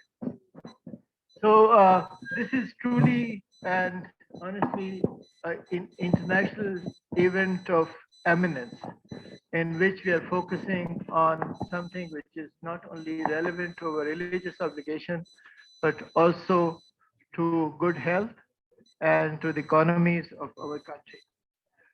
We are very, very fortunate that we are conducting this event with the help of three premier organization of Islamic cooperation. We have IUIU, we have CIMIC and comstech working together for this workshop. But this workshop is not the end of it, but it's just the beginning of a very exciting journey which we intend to embark. We are very, very fortunate that we have Madam Minister with us, and her vision would really help us to guide towards what we intend to do in future, inshallah. Extremely grateful to various vice chancellors who are here, and we are intending to constitute a forum of vice chancellors. So we continue to do these activities together. This advanced training course, jointly organized by many organizations, is actually focus on a very important component of it, and that is capacity building in the implementation of halal standards as well as for halal testing, an extremely important component of it. We at Comstech are very proud of our close collaboration with CIMIC under the leadership of Dr. Hassan Ovet. This cooperation has already culminated into a comprehensive plan of joint activities in this important field in many countries of the world, largely focusing on building capacity and nurturing institutional linkages. COMSEC, CIMIC, and other OIC institutions and organizations have been mandated by the Abu Dhabi S&T Summit, second Summit on Science and Technology, which was held in June 2021, to develop the capacity of halal standards and to help these developed countries of the OIC system so they would be able to develop centers of excellence in this very important field. The current training course in IUIU is the first step towards a much larger goal of establishing high quality institutions and laboratories capable of implementing halal standards and enabling the local industries to carve their niche in global business of halal products. We intend to select out of you the 5 brightest in order for an extensive training. So 5 of the participants will go to OIC countries, will spend about a year, and when they will come back, they would become an expert, so they would be able to develop high quality laboratories which are internationally accredited. And this is, I think, the most important outcome, because workshops alone are not only capable of making people expert, is largely meant to raise awareness and understanding and appreciation of a topic. We at Comstech are also working closely with the General Secretariat and OIC affiliated and a specialized institution by implementation of OIC STI Agenda 2026, which was adopted in Astana 2017, and declaration of OIC S&T Summit in Abu Dhabi. Dr. Hassan, thank you very much. We have been talking about you and in good work. We are also working closely with the General Secretariat in the formulation of OIC Africa program, and I would leave it to Assistant Secretary General Ambassador Askar Musinov to tell you about this very exciting initiative of Africa Vision for OIC, which is indeed a mega plan for next 5 years, and in which we all be working together, CIMIC, Comstech, and others. Remember that OIC is the second largest intergovernmental organization, and that OIC is comprised of 57 countries. This is the second largest organization after United Nations, has its own merit, its own importance in the world affair. This event is indeed an important step towards the implementation of much larger Africa vision. Many of the components of Africa program are cross-cutting and thus requires close cooperation of various OIC institutions. These include climate change, food insecurity issues, emerging diseases. There are going to be a lot of emerging and re-emerging diseases, unemployment, youth bulge, low development index, and whole range of different challenges which OIC world face today. And we all have to work together to meet these challenges. We are very pleased that IUIU has agreed to serve as the focal center for many of the initiatives which Comstech and partner institutions are planning to conduct in East Africa and Anglophone Africa. This includes a major course on protocol and bioethics of clinical trial, a very important sector, because if they are capable of conducting clinical trials, then pharmaceutical industry would have a major boost. Workshop on fast breeding technologies, launching of digital skill courses, training course, and on the use of geosatellite data in precision agriculture, and many more. So you would perhaps be meeting at IUIU for many of such events. By doing this, we believe IUIU will play an important role in science diplomacy initiative of Republic of Uganda. Excellency, the Minister, according to McKinsey's report on next big thing, something which I'm sure that you have already read it, and this is something which I would recommend that you would all read. 12 disruptive technologies such as artificial intelligence, IoT, 5G, blockchain, genomics, biotechnology, nanotechnology, etc., will drive the massive global transformation. And these are very different development endeavors. You know, it doesn't really require huge investment in building infrastructure, industries, bridges, and others. It requires investing into the asset between 2 years. That is where we have the main asset, real asset of our country. You know, with a population of 40 million, you have a population of about 20 million below the age of 22, according to OIC data. And this is the real asset of Republic of Uganda. In your beautiful country, these 20 million bold, bright, and beautiful young men and women are your real assets. Their creative potential waiting to be unleashed, and at Comstech, we'll be happy to work with you closely, Madam Minister, and your people in capacity building of your youth and futuristic fields. At the end, I would like to tell you about some of the programs of Comstech. Comstech has one of the largest fellowship program, about 700 fellowships for capacity building. They're largely focused on masters and research fellowships. We have a special program for Palestine, 500 fellowships for our brothers and sisters in Palestine. We have a special program for Yemen, Nigeria, Burkina Faso, and Somalia, based on their country-specific need, and we would be very happy to initiate this project, this program, bilateral program with Uganda also. Comstech is working in the field of ophthalmology and neurology, and the training workshops and courses are conducted. The next 4 countries which we have been selected in close collaboration with the OIC General Secretariat will be Niger, Chad, Uganda, Burkina Faso, and Benin. And we would be coming back and we'll be training many of these doctors on extremely complex retinal surgery. So American certified doctors from OIC world would be coming, visiting you, and perhaps working together with your doctors on these very important, intricate, and extremely sophisticated surgical interventions. To us, Comstech program is called Science in Exile.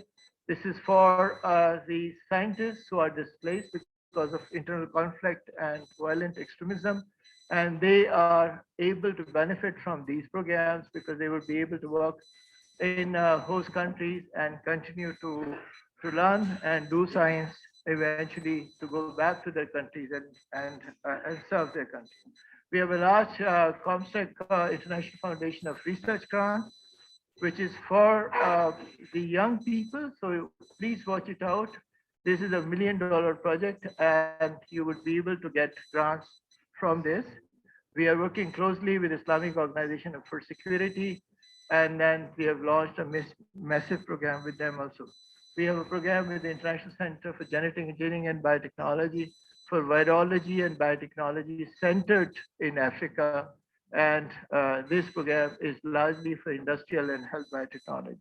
Of course, there are many more initiatives which I don't want to take many of your time, but I'm sure that you would be able to visit Comstech website, would be able to learn about many exciting opportunities and benefits wherever possible. At the end, I would like to really appreciate the wonderful team of IUIO for the organizational effort on ground.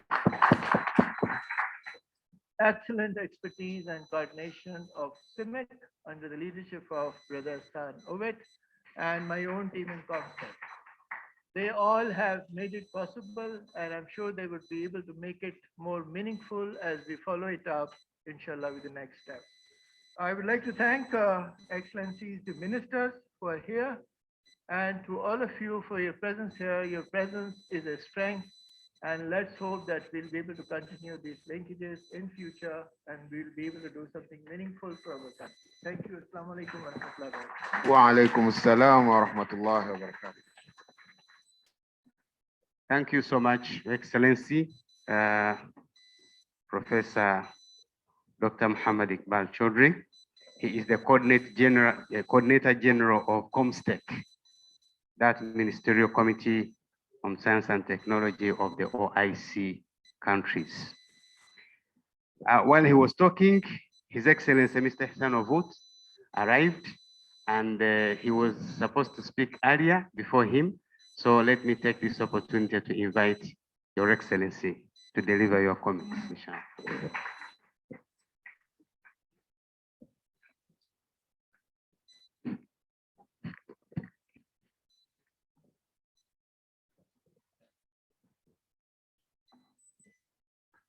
Thank you. Bismillah ar-Rahman ar-Rahim.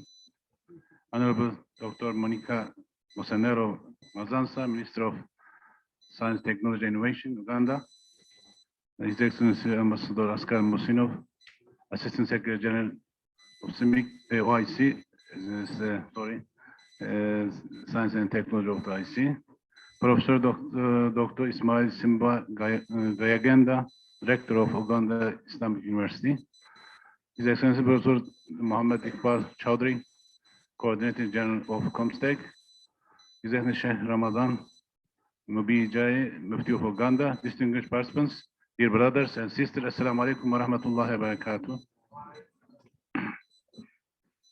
It gives me great pleasure to organize such an important training based on YSMIC Halal products and testing standards, jointly with Ministerial Standing Committee on Scientific and Technological Cooperation of the OIC, and in collaboration with the Uganda Islamic University in Uganda. I'm also glad to be here in Uganda, which is a member of CIMIC since 2013, and happy to see esteemed participants from various CIMIC member states join us safe and sound. Having said that, let me express my sincere wishes for success of this meeting. As esteemed participants, as we would all agree, halal industry was much less of a concern before industrialization and globalization, which have radically changed the nature of manufacturing and paved the way for traveling of products and people all around the world. Halal certifying concept was primarily considered to be limited to meat, but it gradually has expanded to all food and animal feed types, additives, test methods, clothing, pharmaceuticals, cosmetics, tourism, finance, agriculture, logistics, etc. Overall, all possible aspects of Muslim life. To demand the needs and meet certain requirements, standardization has become a very essential companion to the halal industry. As a matter of fact, halal industry now obviously cannot be considered separate from standardization, and this is what we are doing under CIMIC. We bring halal and standardization together to have a professional system for halal by applying that has been done for ages in standardization field. Dear brothers and sisters, on the contrary to the common applications within CIMIC, we consider halalness like a science. Hence, standards and expertise as inseparable part of halal concept must be the core requirements to look for, since the consistency of halal certificates depends on the accuracy of the test methods. That's why CIMIC is established, and this is what CIMIC has been doing to protect the integrity of halal.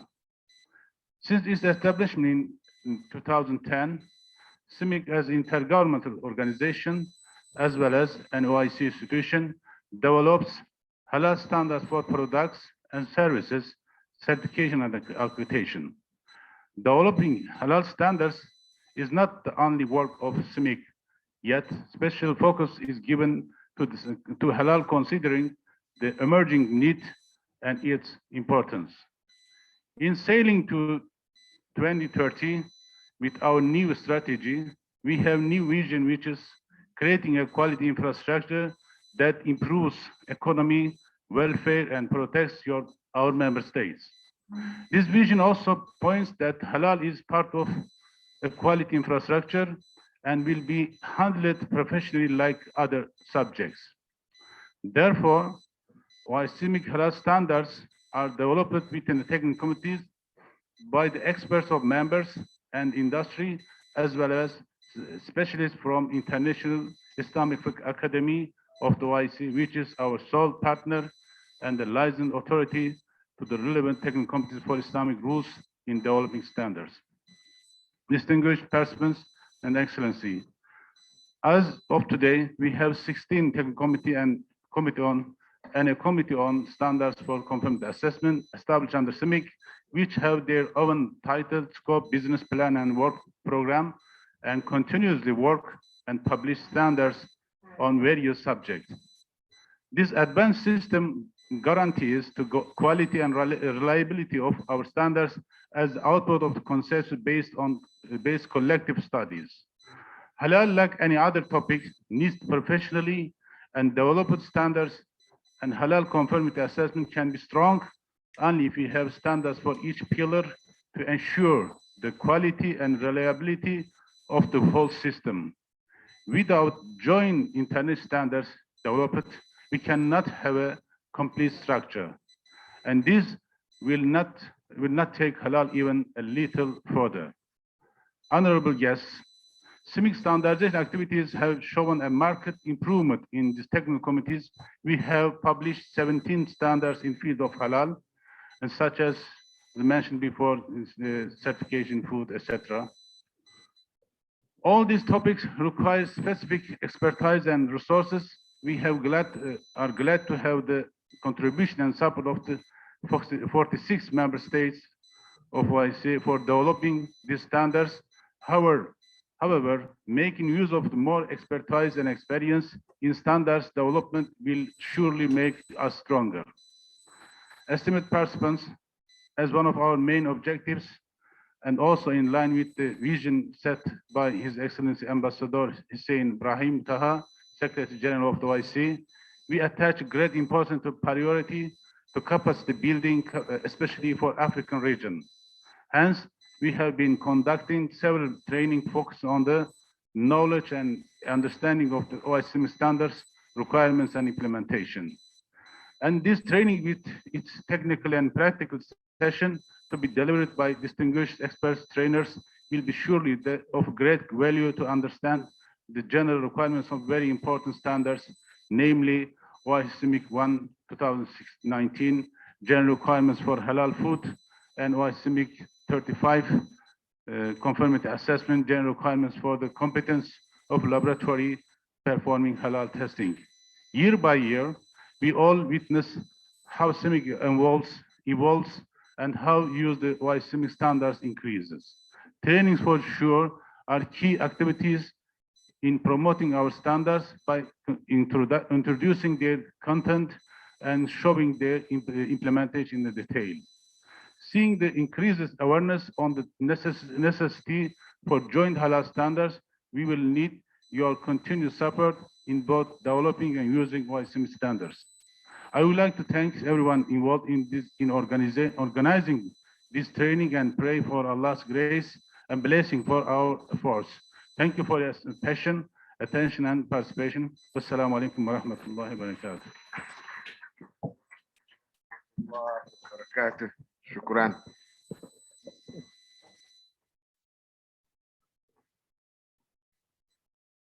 We have the Executive Director of the Uganda National Bureau of Standards is with us. I would like to take this opportunity to invite him to come and say salam.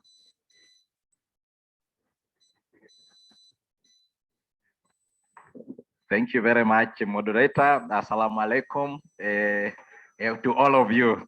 I'm happy that you have woken up well since yesterday, and it appears the house is again more full than yesterday. I think there are people who got the news of the good things. Yeah? There are people who got news of the what? The halal, and halal attracts many people, so you're most welcome. Honorable Minister, our Minister in charge of Science and Technology, we are happy to be graced by your presence this morning.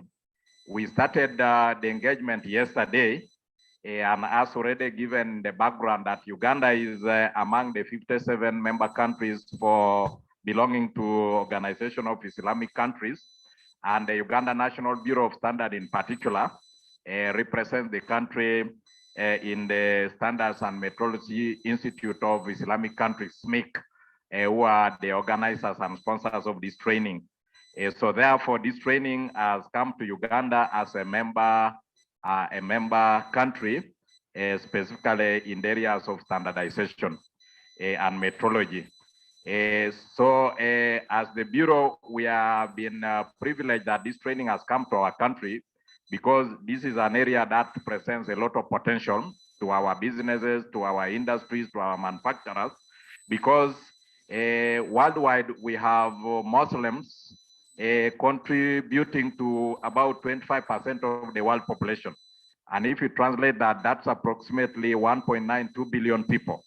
And these are people who want specific food or specific products, which are actually permissible. The halal, the good products. And of course, the rest also need good things, but it appears they eat more than they use other things, which are forbidden in Islam, which we call haram. Okay, so the 2 billion people are focused on what? On the permissible things, the good things, and there are other people who consume other things which are not permissible, which are forbidden. But we are saying that we are living in that world together. But particularly for Uganda, I want to see how do we take advantage of this market, which require particular specifications on the products and their contents. So I think this is a good opportunity to us, first of all, to build capacity as Uganda, but also as Africa, to be able to guide our manufacturers, our processors, to make sure that they put some of these products that are actually permissible in terms of content, so that we can be able to access market of these 2 billion Muslims across the world. So we believe that this is an opportunity for us to take. As you're aware, of course, as a standards bureau, we guide that everything should meet the minimum quality standards for safety and health. But again, we are saying that for specifically getting into that unique market of the 2 billion, you also need to make sure that those processes of safety and health during processing, manufacturing, value addition are also consistent with the requirements of the what? of Islam, so that the whole process value chain is halal. Okay, so therefore the halal standards are aimed at making sure that all the processes involved in putting the product to the market are compliant with the requirement of the Muslim faith, much as it also meets the requirement of everybody else in terms of health and safety. So we believe that we want to build capacity as a country, and I'm happy to note that within Uganda, we have the Halal Bureau, which is housed at the Uganda Muslim Supreme Council, which is helping us to promote these values to our enterprises, to our industries, to begin adding more on top of certified products. That UNBS will give you a quality mark, but this quality mark should further be enhanced if it has to access the what? The market in our Islamic world, where we have a huge potential for various products from food, but also, as we are saying, also other related products. I think you've said Comtech is talking about pharmaceutical industry. We are talking of cosmetic industry. We are talking of clothing and wear on top of food. So we have a huge potential to really be able to put a lot of products on this market. So for now, we are having a role to play as a national standard body that we are leading in harmonizing and developing halal standards. Some of these standards are adopted from the Standards and Metrology Institute of Islamic countries, which is our global body for the OIC member countries. So this body is responsible for putting for us standards that are compatible with Islamic faith. So they are responsible for halal standards on top of the International Standards Organization, which is for the whole world. So this particular SMIC takes care of our needs as the Muslims to make sure that the standard they are in are compliant with the halal requirements. So as Uganda National Bureau of Standards, we coordinate that through our technical committees. Yesterday, I invited our private sector and academia to get involved in these technical committees at the Bureau so that we can be able to develop many more standards and adopt more from SMIC to be able to use and apply them in our businesses to access these markets. So we have laboratories also, modern laboratories. I hope Secretary General, while you are here, you'll visit the Bureau and see this infrastructure. We can test all foods from plant to animal to fish, aquatic, and so on, and also other products, generally chemicals, engineering, oil and gas. So we believe that as a Bureau, we have the infrastructure to make sure that these products meet the minimum requirements of conformity to the halal standards. So we look forward to being part and parcel of promoting the application of halal standards in Uganda, but also as a continent now, we are aware that we have a huge market coming, African Continental Free Trade Area, where again, we have a majority of Muslims in Africa who need good things in this continent. So we need also to take advantage that we should fulfill our market requirements by selling halal products on the market so that again, we should not be limited with market access. So I want to once again thank the rector of the Islamic University of Uganda who led in the sourcing for this training and then brought us on board. Much as we are a member of SMIC, the IU took the initiative to look for the opportunity and the training. And I believe I've also gotten value now of the money I pay as a member of SMIC because the training has been brought to Uganda. So thank you very much. And we look forward to many opportunities again, beginning with this, because this capacity must continuously be enhanced and nurtured so that we get the end results of compliance to halal standards. So thank you very much again for the opportunity, and I wish you great deliberation going forward. Thank you very much. We thank you so much. Mr. David Livingstone Ibiru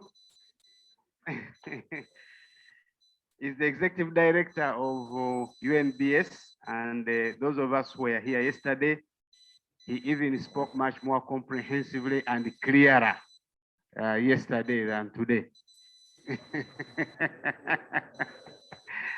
We thank you so much, and we have benefited a lot in your coming, and also the highlights you have given us to show that Uganda National Bureau of Standards is already taking care of the Halal standards and is working with some of our organizations that are concerned with that matter.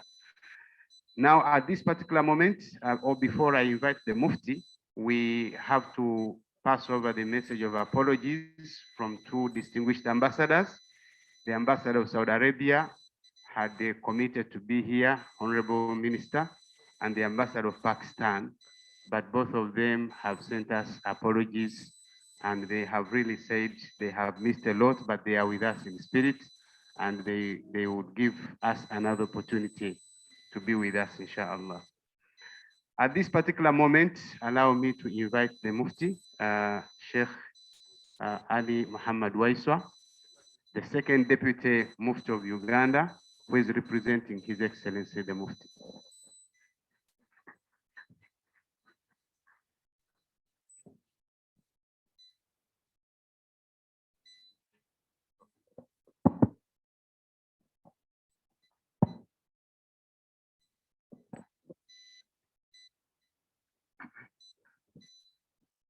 أعوذ بالله من الشيطان الرجيم.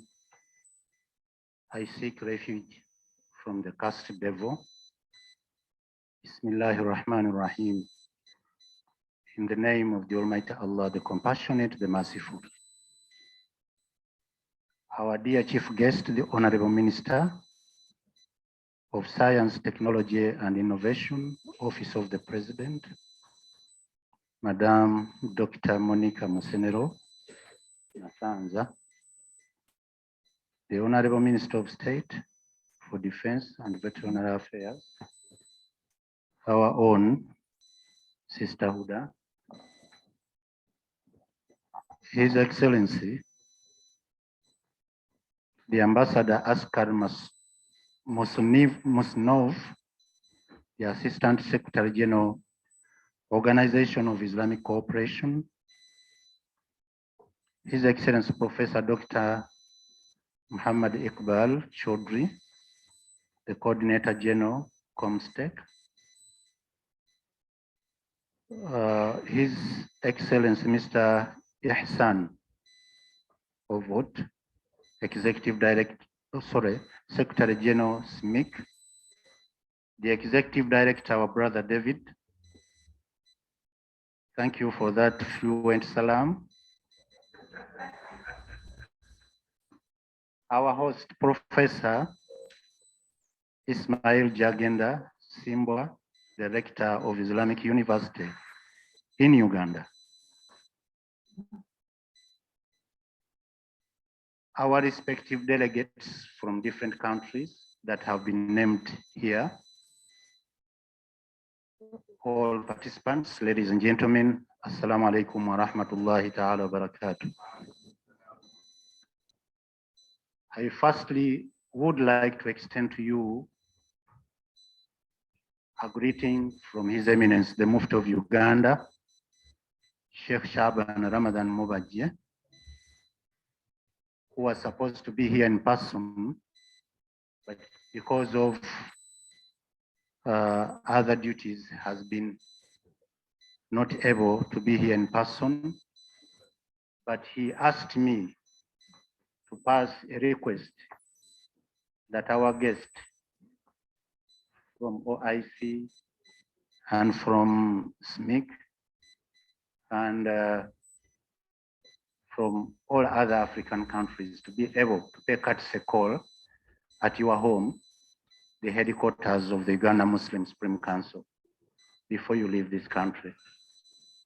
He will be more than glad to receive you over there. Uganda Muslim Supreme Council is the umbrella body of the Muslim organizations in this country, and it provides leadership in that direction. It has a structure of more than 78 districts all over the country, which are below 8 regions that help to manage the districts. Each district is composed of the lowest mosque, masjid, You know, that word mosque is, I'm not comfortable so much with it. It's masjid, the lowest masjid, which goes on up to the county level and then to the district level. So the structure is widely spread that we can be able to access every household of the Muslim community in this country. We thank Allah. We thank Allah subhanahu wa ta'ala that it was by his divine wisdom and divine hand that the issue of halal actually do not begin now in this country. It started in pre-colonial time.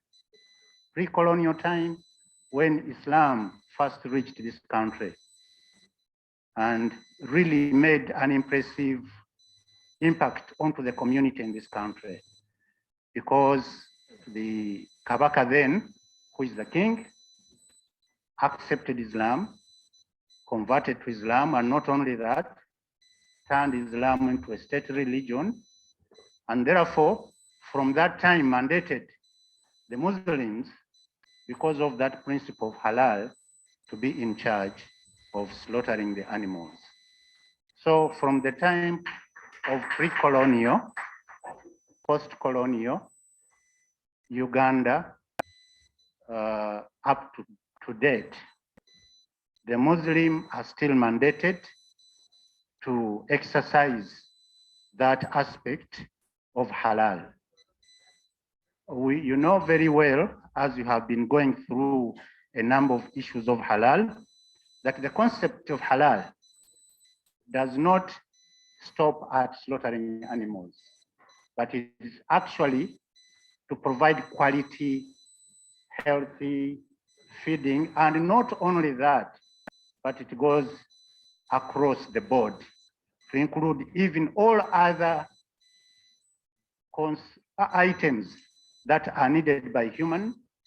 And Madam Minister, it even goes beyond that, because it is after character behavior. Character behavior. Allah subhanahu wa ta'ala, when he told us in the Holy Quran, chapter 2, verse 168, Ya ayyuhan nasu, kulu mimma fil ardi halalan tayyiban, wala tattabi'u khutuwati shaytan, innahu lakum aduwwum mubin. Allah in that verse said, O mankind, eat of what on the earth, which is lawful and good, and do not follow the footsteps of Satan, because he's a clear enemy to you. So, Madam Honorable Minister, the issue of halal is not only about the quality of food, but it is even about the source of food. How do you acquire the food? You acquire it lawfully or unlawfully. In case you acquire it unlawfully, it will have a negative impact into your health. Maybe that's why Allah subhanahu wa ta'ala warns us not to follow the footsteps of Satan, to avoid corruption. Because even our worships, the prayers, are affected by what we eat. By what we eat. That's why people behave in accordance of what they eat. So it's not only about, economy and the market and so on, but it's an issue of a moral behavior to ensure quality and purity in all that we consume, because Allah subhanahu wa ta'ala, because of his wise wisdom, did not allow to leave this world to go without what? A proper system to manage. And that's why he's directing us to do what is best for us. I, however, would like to appreciate the effort of the organizers, who are the three, comstech, SMIC, and IUIU, for this timely intervention. Because Uganda Muslim Supreme Council had already created a department which has been transformed into a full directorate to manage the affairs of halal industry. Well aware that there could be different participants privately, but Uganda Muslim Supreme Council takes the responsibility to provide them with guidance and also enable them to produce what is required by the mandate. And we thank the Ministry of Health, the Ministry of Agriculture, the UNBS, who have issued a license to the Uganda Muslim Supreme Council to be in charge of managing the halal affair. We therefore call upon interested partners to be able to work hand in hand with UMSC. Halal thing is not just national, it's a global thing, as the executive director was telling us. And it is beyond faith. It is actually beyond religion. Therefore, we are humbly appealing to for the partnership from the Muslim countries that are advanced in this work, especially like the Islamic Republic of Pakistan. We know you are doing wonders, like the Republic of Malaysia, like the Islamic Republic of Turkey, like the Islamic Republic of Iran. We are requesting all the Muslim world to invest into this, because this is an obligation to us that we provide humankind of what it needs most. We therefore thank you for having organized this symposium, and we pray that this will continue. Before I end my remarks, I would like to ask the members of Uganda Muslim Council who are here to stand up for recognition. Madam, she's the Secretary for Women and Children at Uganda Muslim Council. And Brother Ashraf is the PRO of Uganda Muslim Council. Sheikh Abubakar Uthman is my personal secretary. Then Sheikh Munir Sebintu is the in charge of Halal Directorate. And then Brother Muhammad Aluma is the secretary for social services. Then the two ladies, both are PS to the Secretary General and PS to the Halal office. As Uganda Muslim Supreme Council, we have tried our level to do what we can. I cannot take you into the details, but we have a policy regarding the halal handling issues. Actually, we have a well-represented board that covers all the stakeholders into this. The only area that we need your support is having a laboratory. The director currently is helping us, that we take there some samples to help us, but actually we need our own. So we shall be more than glad to have that one. So we thank you and we pray that you enjoy your stay in this country, and we pray for your safety journey back home, inshallah. Wassalamu alaikum wa rahmatullahi wa barakatuh. Wa alaikum assalam wa rahmatullahi wa barakatuh. Thank you very much, Your Eminency, the Deputy Mufti, Uganda Muslim Supreme Council. Before we move to the next step, some few announcements to make. I would like to announce that at the end of every speech here, which will be done by none other than Honorable Minister of Science, Technology and Innovations, Office of the President, we will have a group photo for posterity. It will take place, I think, around the pool area, because the steps there are very good to capture everybody in this house. And after that, we will also have a sumptuous lunch that is courtesy of the Islamic University in Uganda here. So please don't go away immediately after the speeches. We have lunch. We will first have lunch. But before that, allow me to recognize a few people who came a little later. We have Dr. Ruhullah Dirani, the director of Al Mustafa University. He is with us in the house. He traveled, he came with his assistant Ustaz Yusuf Munir from Al Mustafa University. We also have our colleagues from other institutions that we had not yet recognized. Associate Professor Dr. Sarah Nachuha from Kabale University, she's with us. She came with the Dr. Daniel Buinza, also from Kabale University, and we'll continue to recognize our colleagues. Yes, I announced earlier that we have our trainers from Thailand, and they started traveling yesterday. You know, we had some communication, the hours were cut short, and I'm glad to announce that they are with us right now. And these are Miss Promimol Mahamad. From tomorrow, they are here today.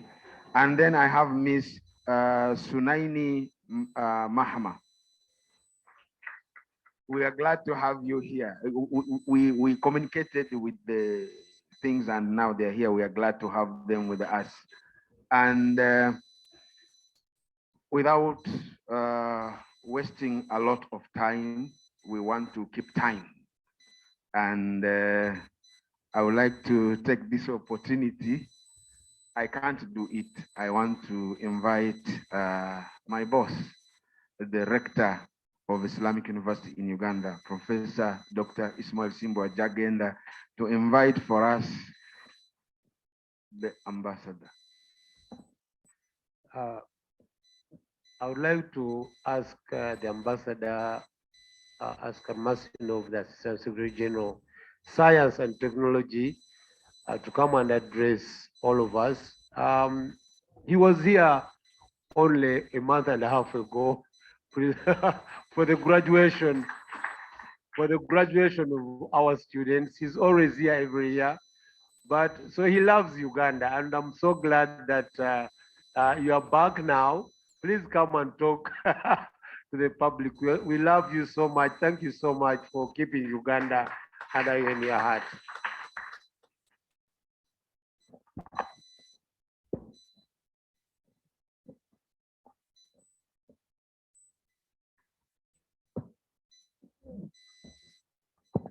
بسم الله الرحمن الرحيم. السلام عليكم ورحمة الله وبركاته.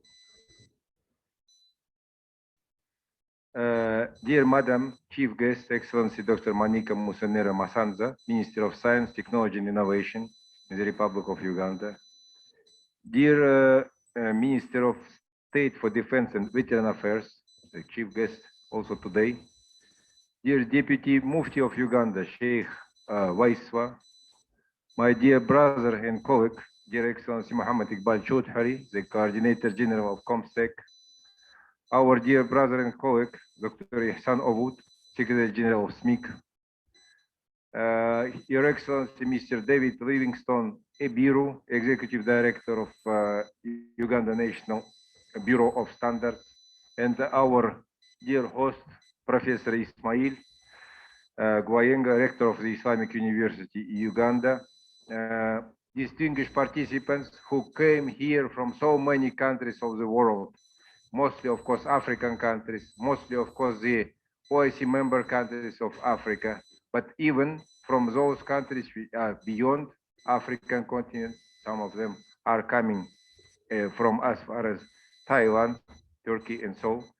Well, it is an ultimate pleasure and honor for me to greet you all here today.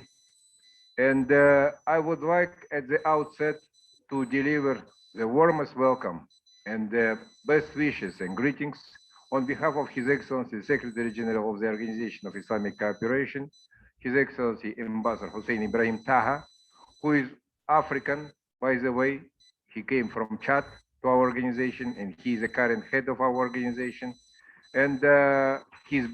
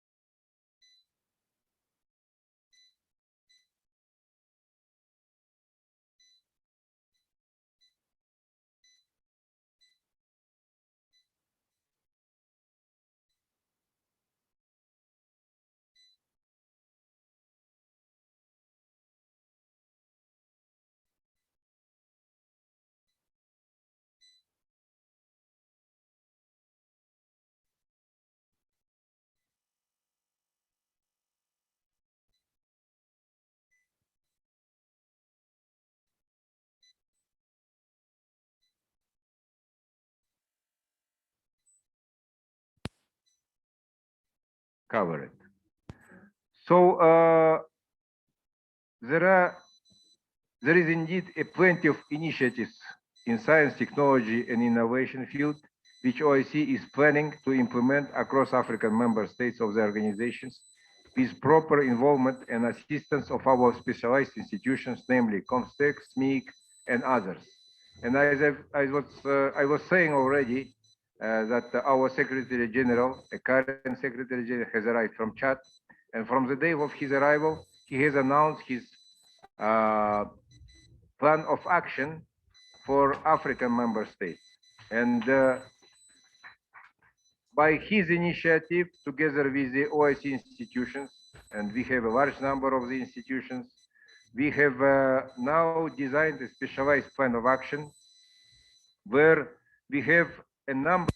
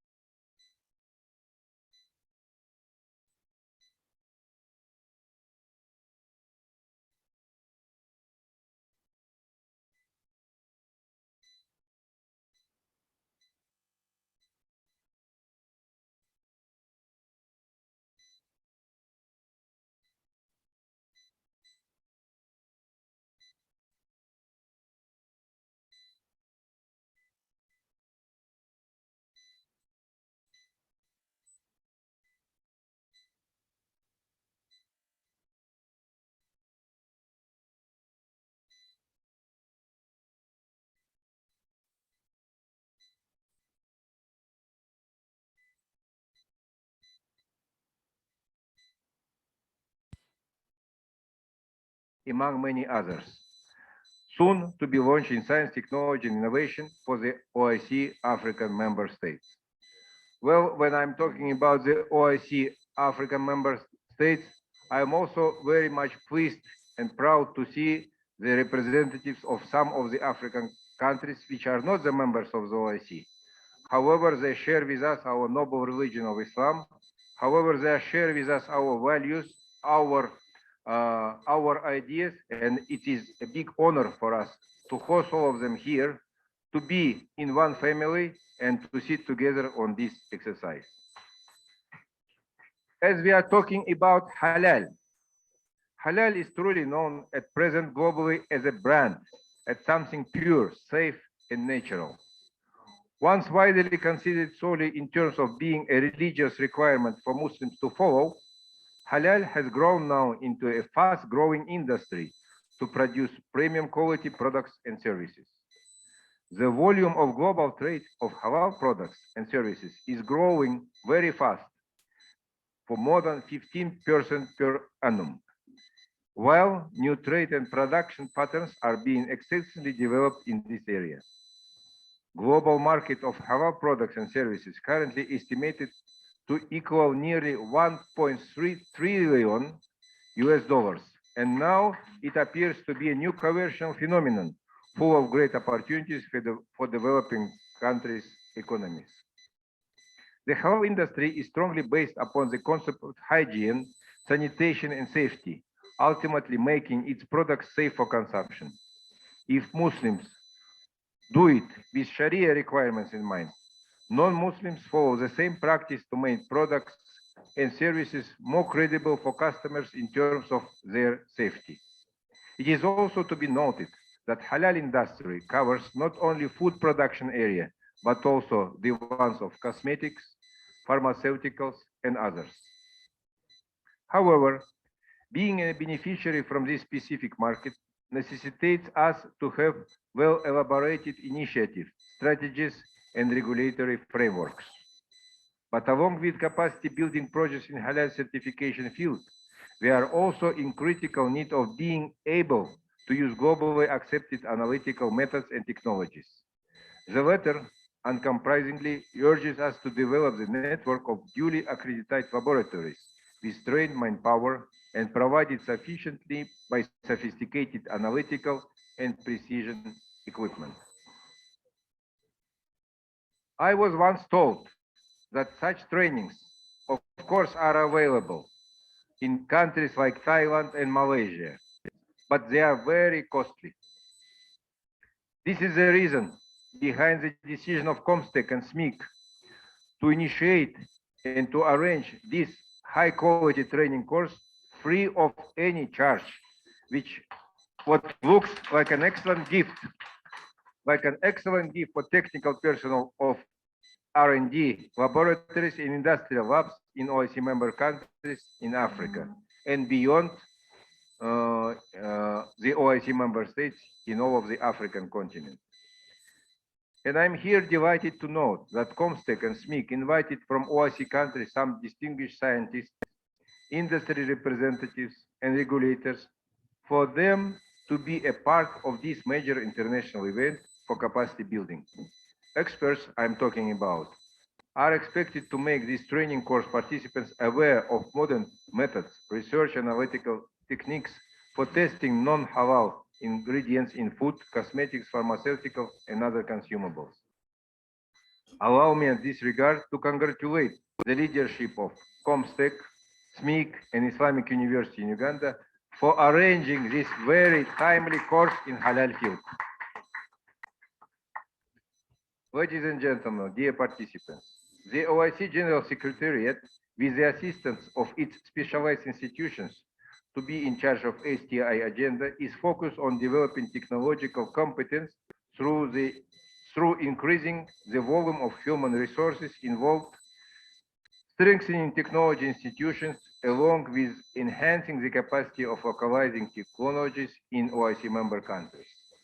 The OIC General Secretariat greatly appreciates the essential role played by Comstech. It's our strongest wing in science and technology, and it's our standing committee headed by His Excellency the President of Pakistan. Comstech, not only as a strong developer of OIC countries' capacity building potential, but also as the most effective intergovernmental organization for science, technology, innovation within OIC area. Our collaboration as a secretariat with Comstech is sustainable, continuous, successful, and is indeed vital for the utmost success of a wide range of initiatives and programs which have been launched under the leadership of its coordinator, dear Professor Dr. Iqbal Chaudhary. I also believe that our cooperation with Comstech, SMIC, and Islamic University in Uganda will keep going, particularly when it comes to capacity building development in the OIC member countries in Africa. I'm quite certain that continued support and commitment from the Ministry of Science, Technology, and Innovation in Uganda Islamic University in Uganda and the OIC General Secretariat and its specialized institutions can do a lot in building an STI-friendly environment in Africa, and particularly in this beautiful country of Republic of Uganda. Dear participants, in conclusion, I would like to thank you all for your presence here this morning and wish you all good and beneficial participation in this training course. Thank you very much.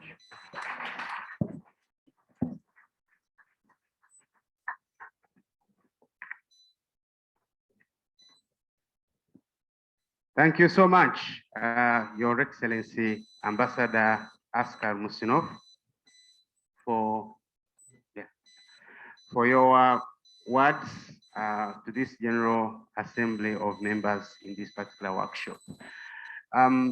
We just want to say that before we invite the chief guest, our team from Comstech has got some gifts that they will give after the chief guest has spoken, inshallah. So we should keep that in mind. I now want to use this opportunity to invite Honorable Huda Oleru, who is going to invite the chief guest. But as she comes, let me say a word about her. Honorable Huda Oleru is an alumnus of IUIU. And she is a member of the IUIU Appointments Committee of Council. And at the same time, she's a minister, all right, of Defense and Veterinary Affairs. Honorable Huda Oleru is always available to support IUIU activities. And today she's representing also Honorable Moses Ali, who is the leader of the government delegation on the IUIU Council. You are most welcome, Honorable.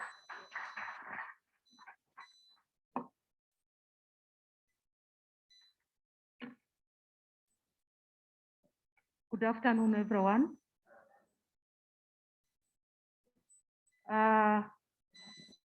First of all, I want to take this opportunity to invite all of you for this meeting. I also want to take this opportunity for sincerely to thank the organizers for this wonderful advanced training.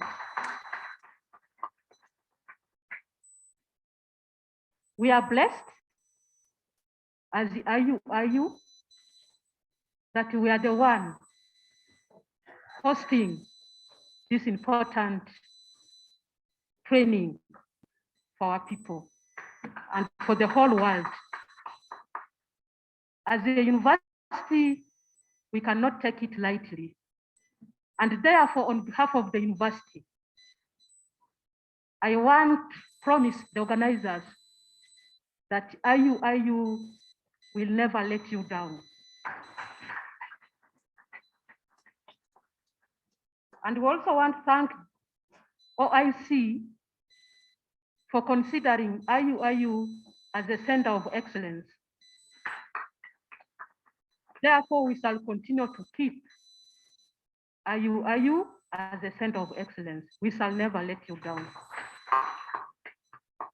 I also want to take this opportunity to thank our Vice Rector, our Rector, for being very active, for coordinating. He's doing amazing for the university. In less than a year, this will be the third event that we're organizing as an international function in this country. We thank you. Maybe you want us to renew your contract to remain in the university.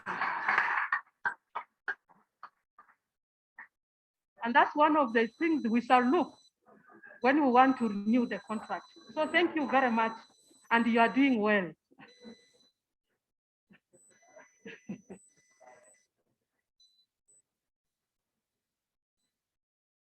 Our chief guest, we are very happy that you have accepted our invitation to come and officially open this training. We thank you very much for accepting to be here with us. And I know you, because somewhere I'm sitting together with you every Monday. I know how you are so concerned with issues of science and technology and innovation.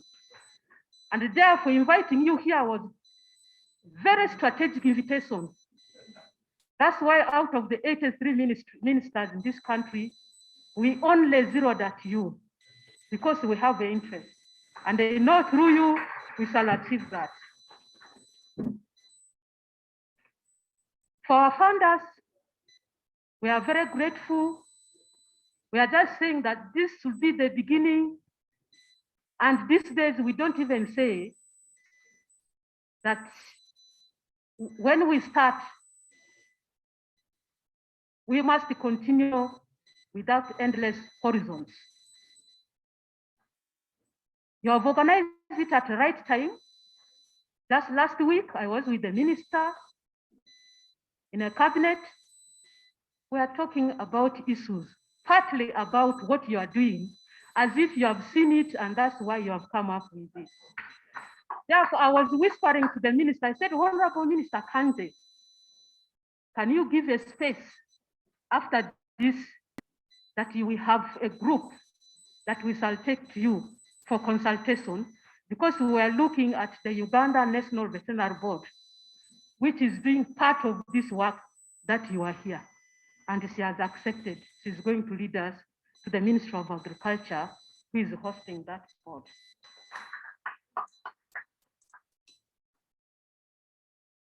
As a country, not now as a member of IUIU, but as a Uganda, as a state minister defense in charge of veteran affairs, who is a part of making decision of this country. As a country, we have taken a decision that we must go for innovation, we must go for technology, we must go for big commercial farming, and we must become huge exporters. And therefore, we are looking seriously for East African cooperation. We are looking for African Union. We are looking for globalization for our products.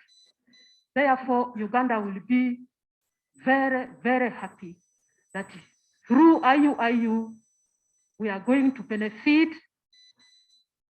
to export our products to a population of more than 1 billion people in the world. This is very, very important for Uganda because we want to export. And therefore, if we want to export, we shall not be exclusively, we shall be inclusive. Therefore, the Muslim countries, the Arab world are part of our market. Because Ugandans have woken up, we are producing in bulky quantities and we need a market. Therefore, this is the right thing that here we are doing. We are not wasting our time. We thank you very much for all this. And I'm going to take that opportunity to invite our guests to come and address us.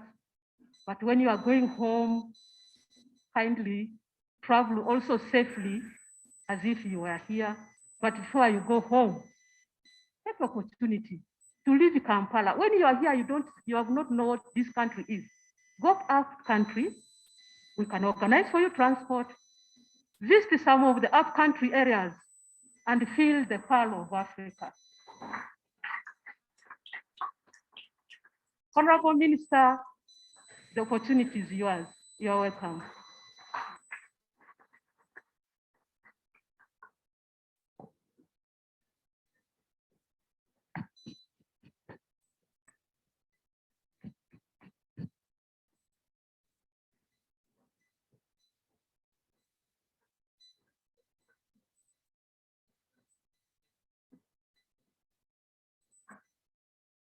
the Honorable Minister of Defense and Veteran Affairs, the Assistant Secretary General for Science and Technology of OIC, Ambassador Askar, the Coordinator General of Comstech, Professor Chedri, Dr. Isan Ovud, Executive Secretary,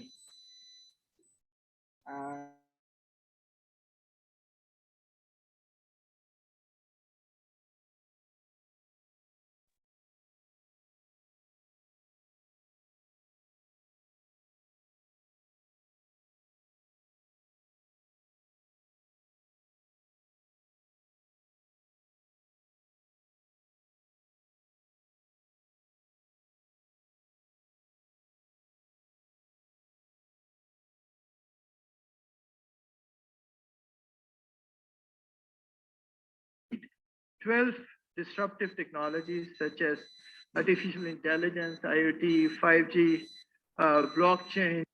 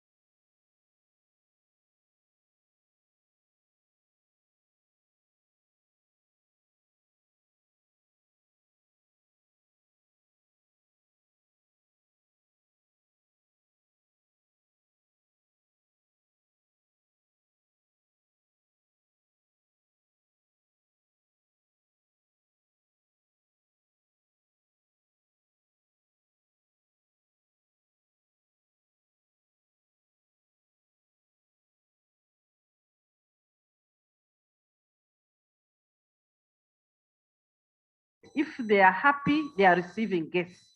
But when they are sending off guests, they are very sad because we love guests. So feel at Uganda and enjoy this naturally air-conditioned country. Don't waste your presence here. Please enjoy being here. And don't just stay around Kampala. That's not Uganda. There is a Uganda beyond Kampala. I hope you can leave, you have left some time to experience the beauty around this nation. And I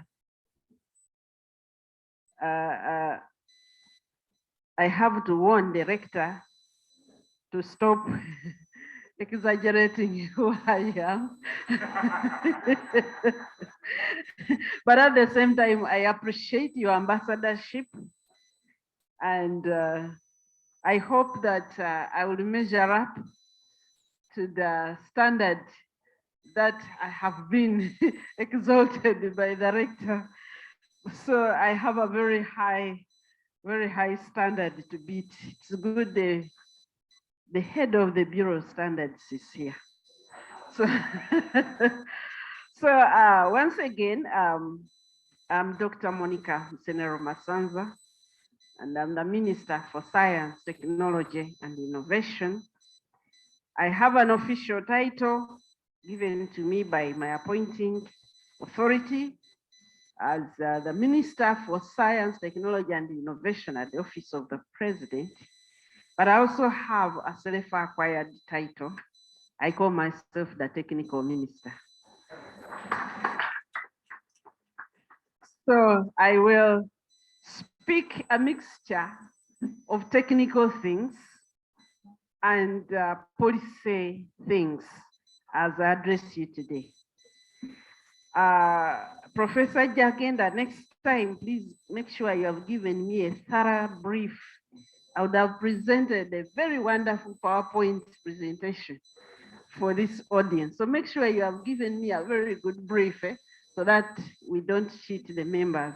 Nevertheless, I'll try to share with you. I'll start from my experience being first a presidential advisor on epidemics, a portfolio I still hold, but also being the Minister of Science, Technology, and being a team leader for bearing the vision for the nation. You know, the president has a vision, but the minister must amplify it and carry it and sell it. Over the past 2 years, I have very closely interacted with scientists in the country, with business in the country, with the universities in the country. But I've also interacted with the policies that govern us. And I have seen there's a lot being done, but we are still very far from harnessing all the opportunities that we have. There is a big gap, and it will be our pleasure to move together to make sure that we cover these gaps. I have a habit of inviting myself to the universities. I tell them I am coming and I want a full day. And so I have been to IIU, but you still owe me a visit there because I haven't seen everything that you have there. I have spoken, but I still have a gap there. So I'm inviting myself to IUIU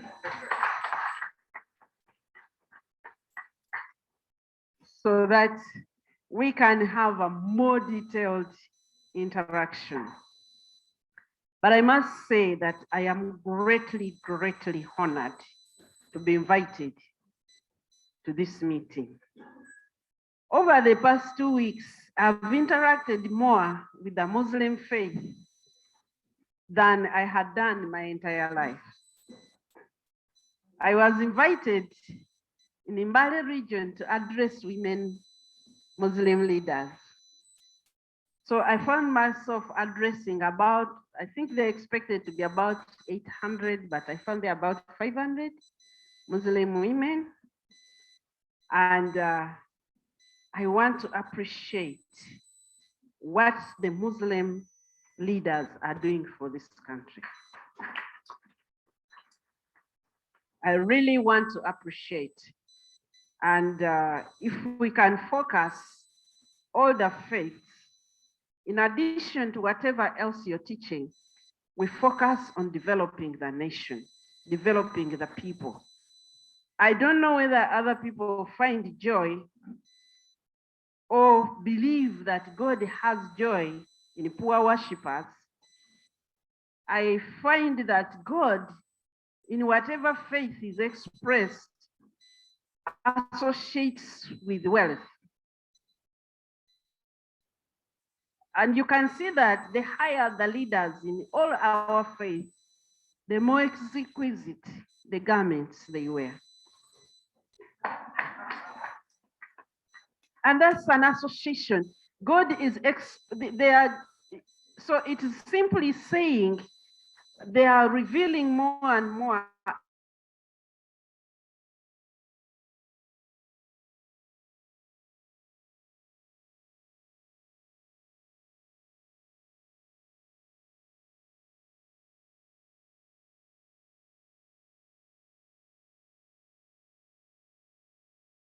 and healthy worshippers. So I'm greatly, greatly honored for being invited here. But I also know that it is not by accident that I'm invited to be here. In the past, until I sat here, I have always known halal as simply an issue of Muslims slaughtering animals. Yeah, in my security team, I have two Muslims. So wherever we travel with them and we have to have chicken, we have to look for them to slaughter the chicken so that they can partake of it. Should they slaughter before they are there? Because we know that's how I grew up. But sitting here today, I've been educated. And that is why, Professor Jagend, I kind of feel cheated.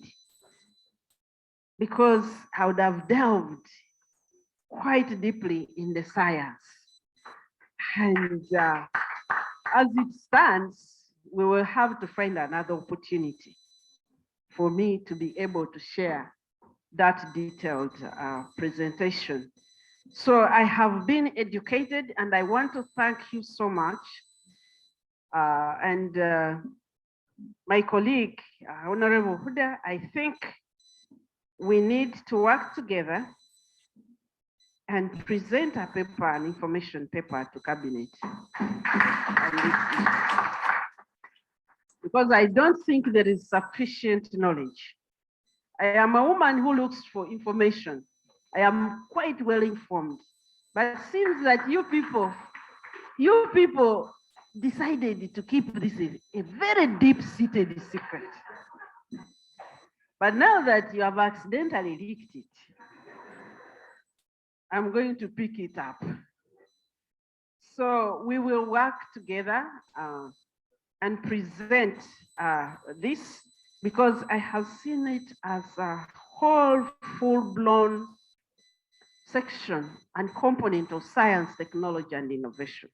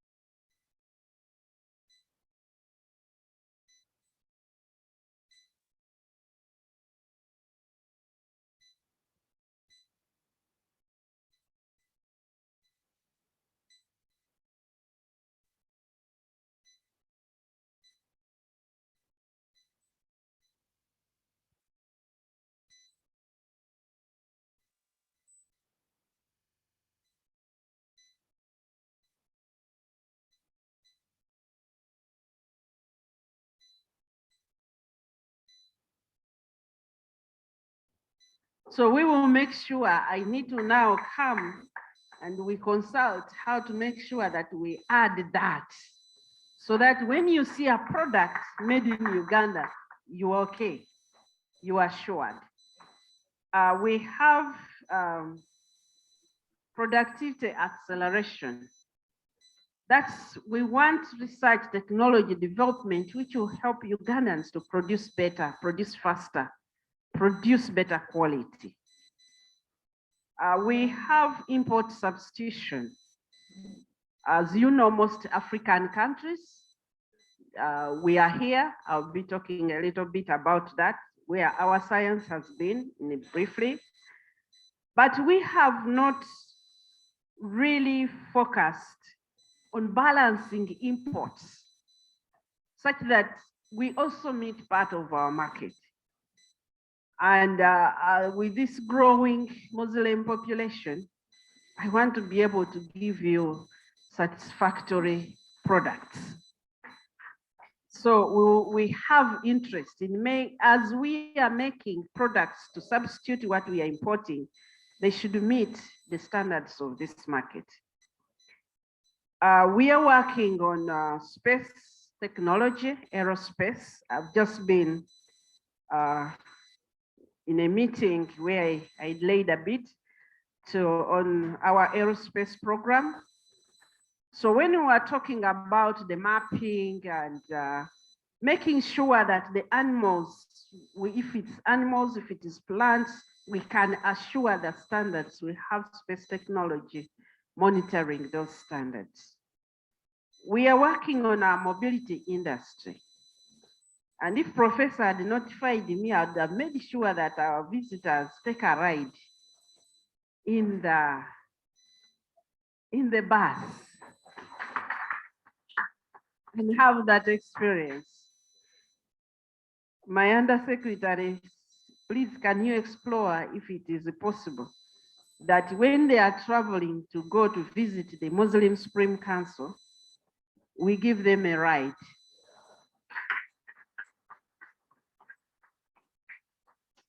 Uganda is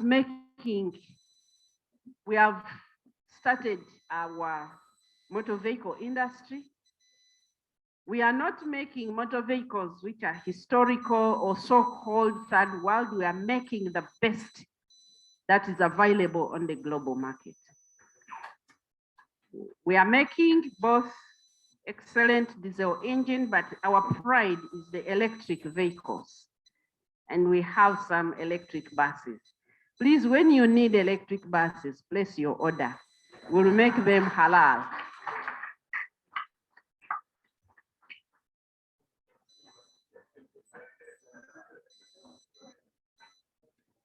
Yes, we'll see if it is possible, and they will coordinate to see if it is possible to give our visitors a ride in this airplane on the road.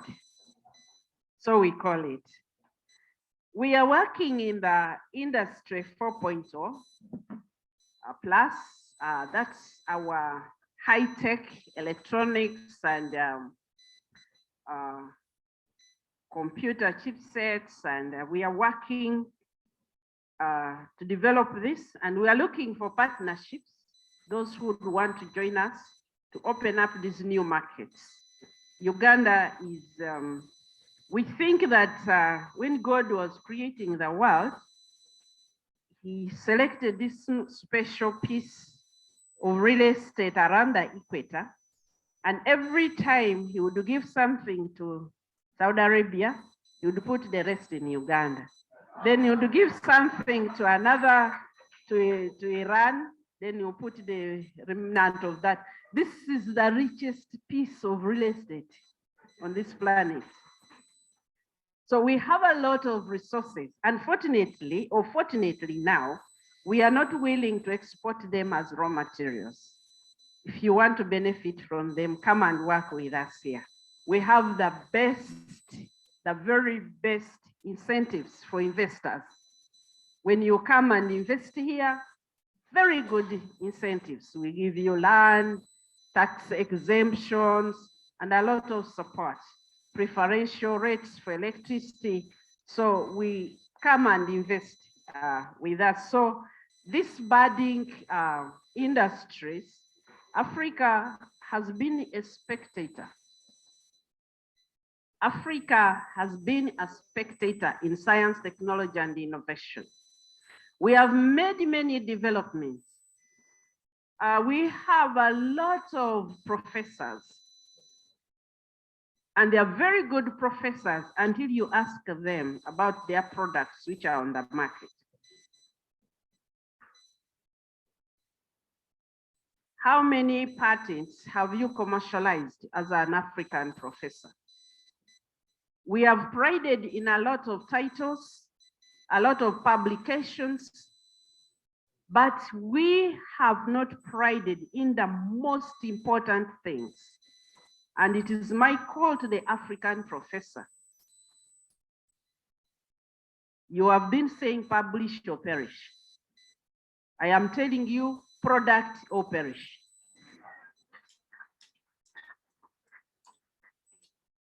I'm okay with annoying professors if my annoyance will make you change. So I saw the concentration of university people here, so I want to address them directly.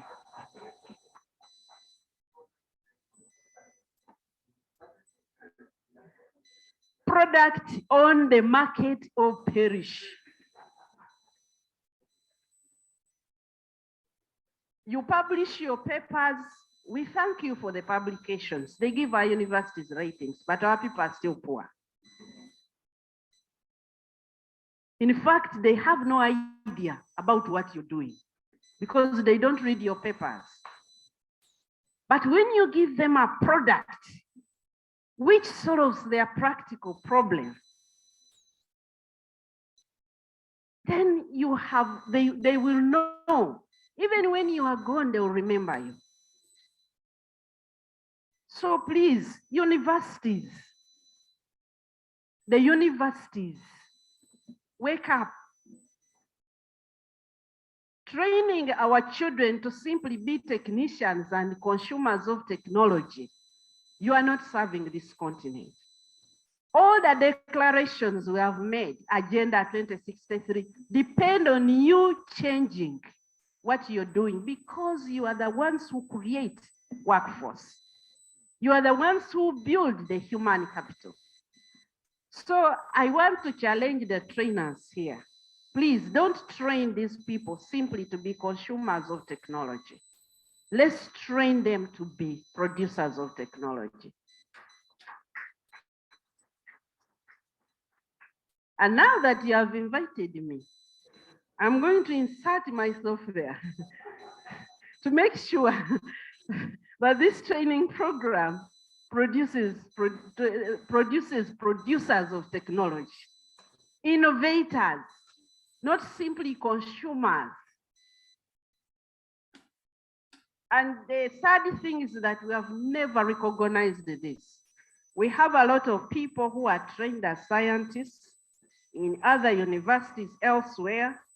And when they come, they will come with some equipment, which they will set up a laboratory and then get catalogs to order every ingredient that goes into that lab, as it was in the beginning, is now, and ever shall be. You will not find in that lab a locally developed innovation. That is how nations enshrine poverty. So can we make this training a training that produces innovators and contributors? Let me warn you on the African continent. I've started in Uganda. I am coming to Africa. I'm coming to your university. I am coming. I am going to. Do you have anybody from Egypt here? No. Who is from Egypt? He has gone out, but there is one there.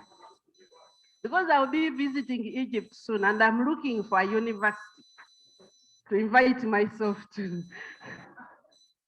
Because if we do not change The universities, we are not going to change Africa. The universities is where we create the minds that rule the nation. It's where we create the teachers that produce tomorrow's generations. And if they are comfortable with rankings based on publications, then we are doomed.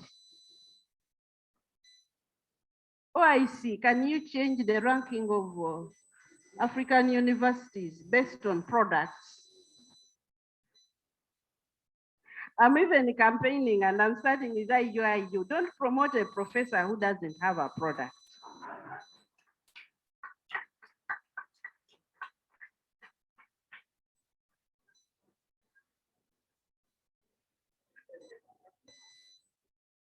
Don't promote them. So this is a time for change for Africa. And I think this program could not have come at a better time. And you do not have chosen a better country to come to than here in Uganda. So I want to pledge my full support. As long as I am Minister for Science, Technology, and Innovation, and in whatever handover notes I will give whoever takes over after me, I will always emphasize that we are going to support this program.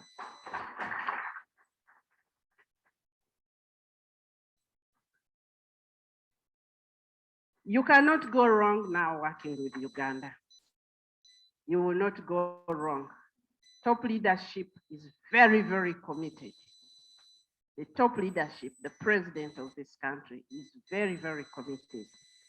And he will be delighted to get a report about this meeting. So he'll be very, very happy to make sure that we are working together to develop issues which are going to push our economy moving forward. At the Muslim Supreme Council, as well as working together with the university, I would request for us to have a meeting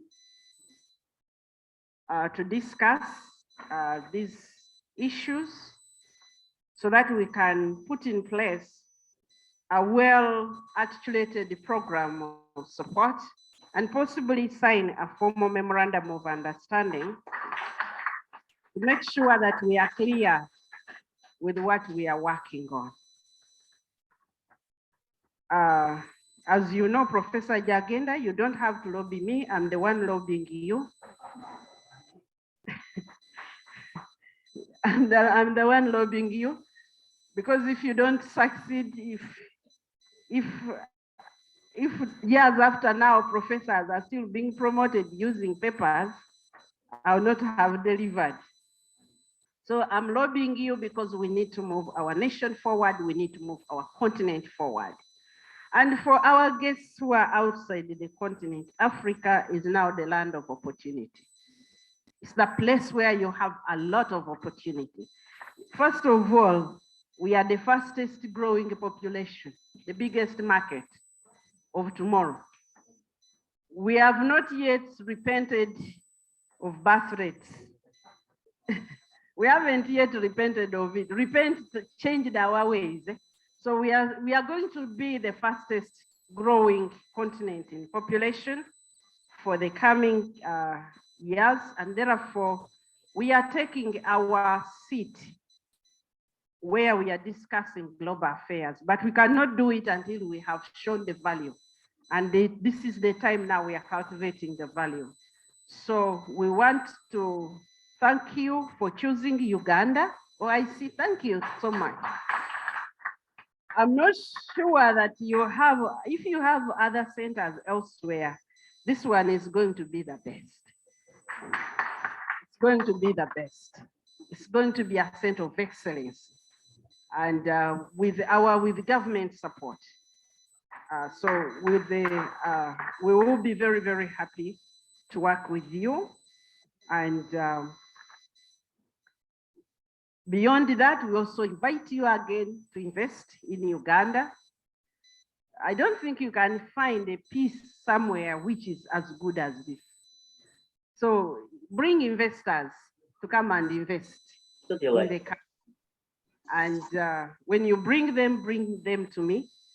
I'll be very happy to meet them, whether they are coming for another ministry, to make sure you're well supported and facilitated to achieve the objectives. So with these remarks, I want to thank you once again for inviting me to come and speak to you. I have been educated and I've been made fully now invited onto this platform to discuss. And I want now to take the greatest honor to declare this training open.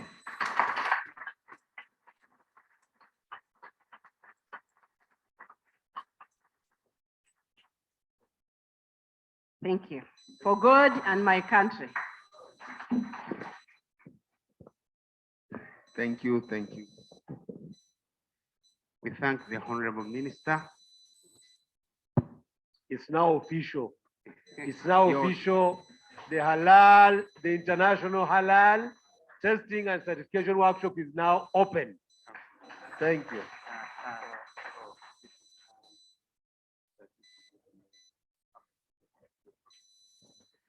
All right, thank you so much. We are about to leave this room and go and have lunch and prayers. But before that, my colleague from Comstech, they have got some gifts that are going to be given to the distinguished guests here, and I want to give them the microphone to do that in a very short while. Okay.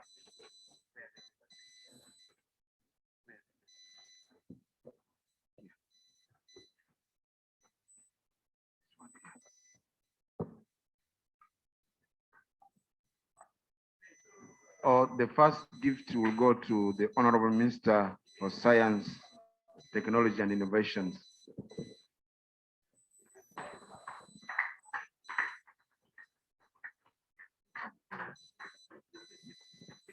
Carved picture of Comstech headquarters, and I have the honor of presenting this to you.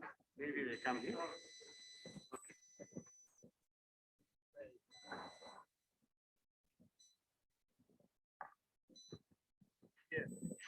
Excellency, your speech was absolutely inspirational, motivational, and threatening,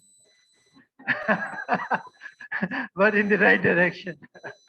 Okay, so I'll present to you this shield, which is made of a very special wood of walnut, and it is hand carved. And this is the building of Comstech. We're looking forward to have you in Pakistan, and certainly we would like you to visit some of the fascinating institutions in the country. Thank you very much. The second one will go to Minister of Defense for Veteran Affairs.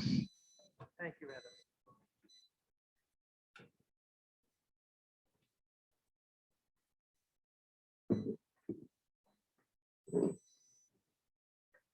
Excellency, thank you very much. Thank you for your active participation. And the third one will go to His Eminency, the Mufti.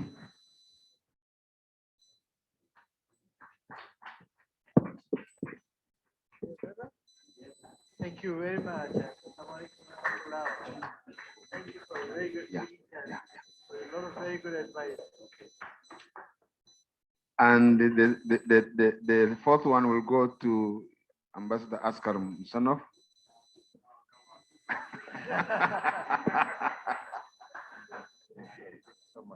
Thank you very much. It's an honor to have you. Oh, thank you very much. Honor to be here. And the last one goes to the Secretary General of SMIC. Brother Hassan, this is your home. So please do visit.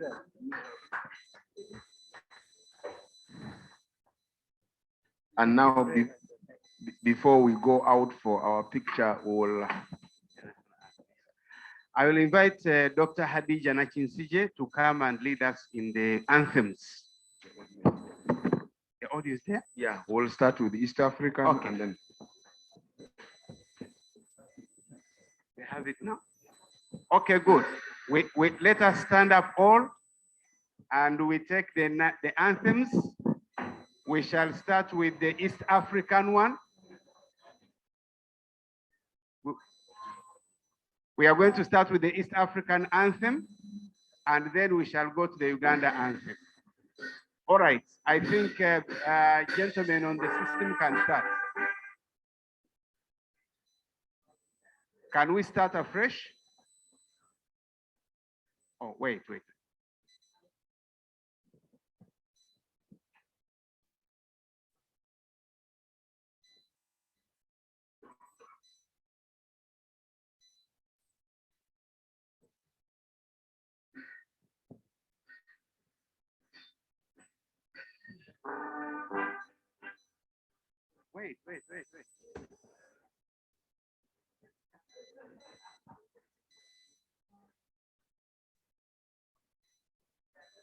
Hmm?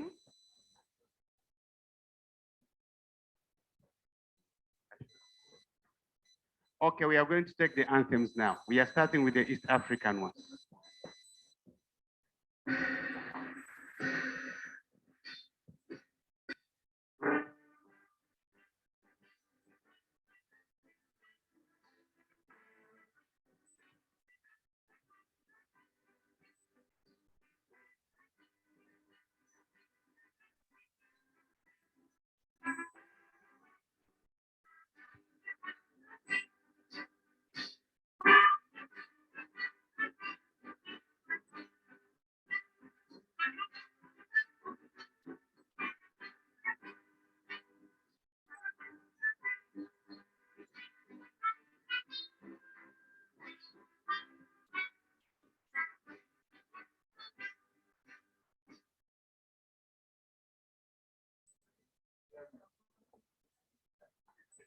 Uganda anthem.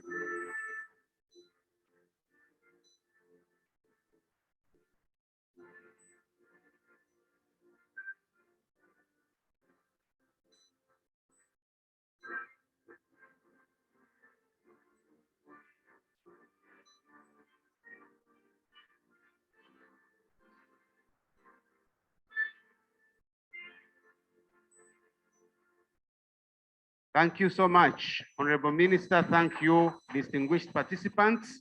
We shall now break for lunch and prayer, and inshallah. Oh, there is a group photo first. I have been reminded. We have a group photo, and who is leading us?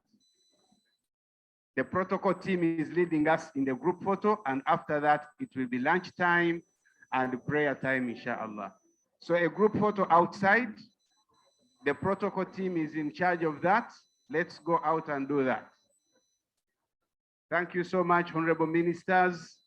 Thank you, Assistant Secretary General, and the distinguished leaders of Comstech and SMIC, UNBS, members of the academic community, and the rest. When we are done with our lunch and prayers, we shall be coming back here at 3 o'clock to continue with our presentation until around 6:30, inshallah. You're most welcome.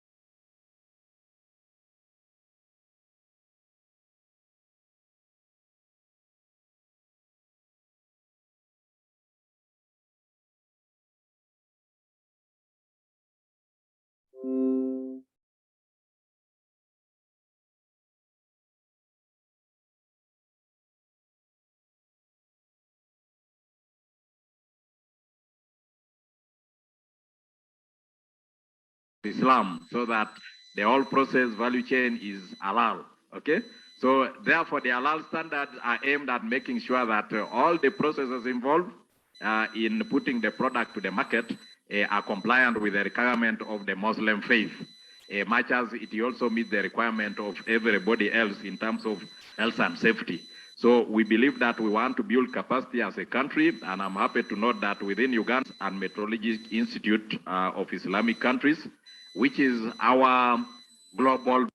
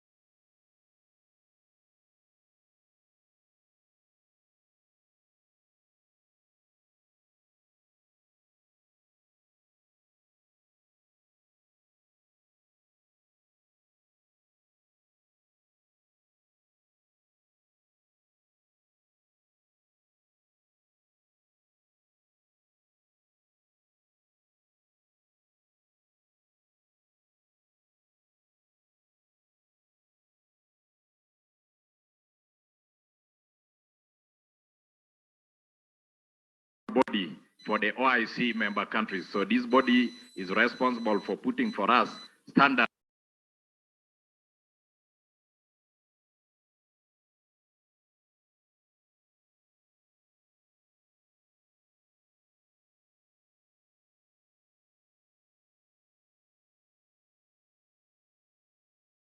Generally, chemicals, engineering, oil and gas. So we believe that as a bureau, we have the infrastructure to make sure that these products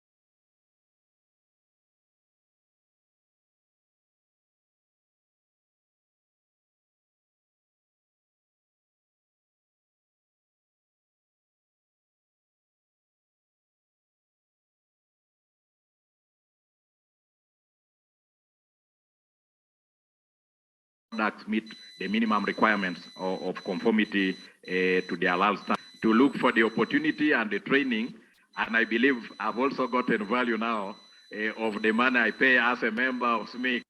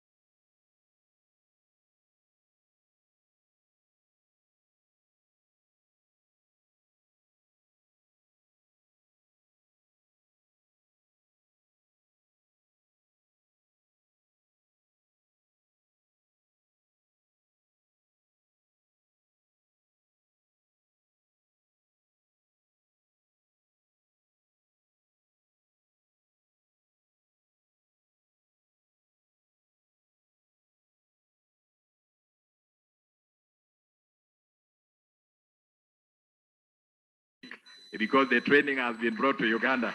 So thank you very much, and we look forward to many opportunities again, beginning with this, because this capacity must continuously be enhanced and nurtured so that we get the end results of compliance to halal standards. So thank you very much again for the opportunity, and I wish you great deliberation going forward. Sure that Uganda National Bureau of Standards is already taking care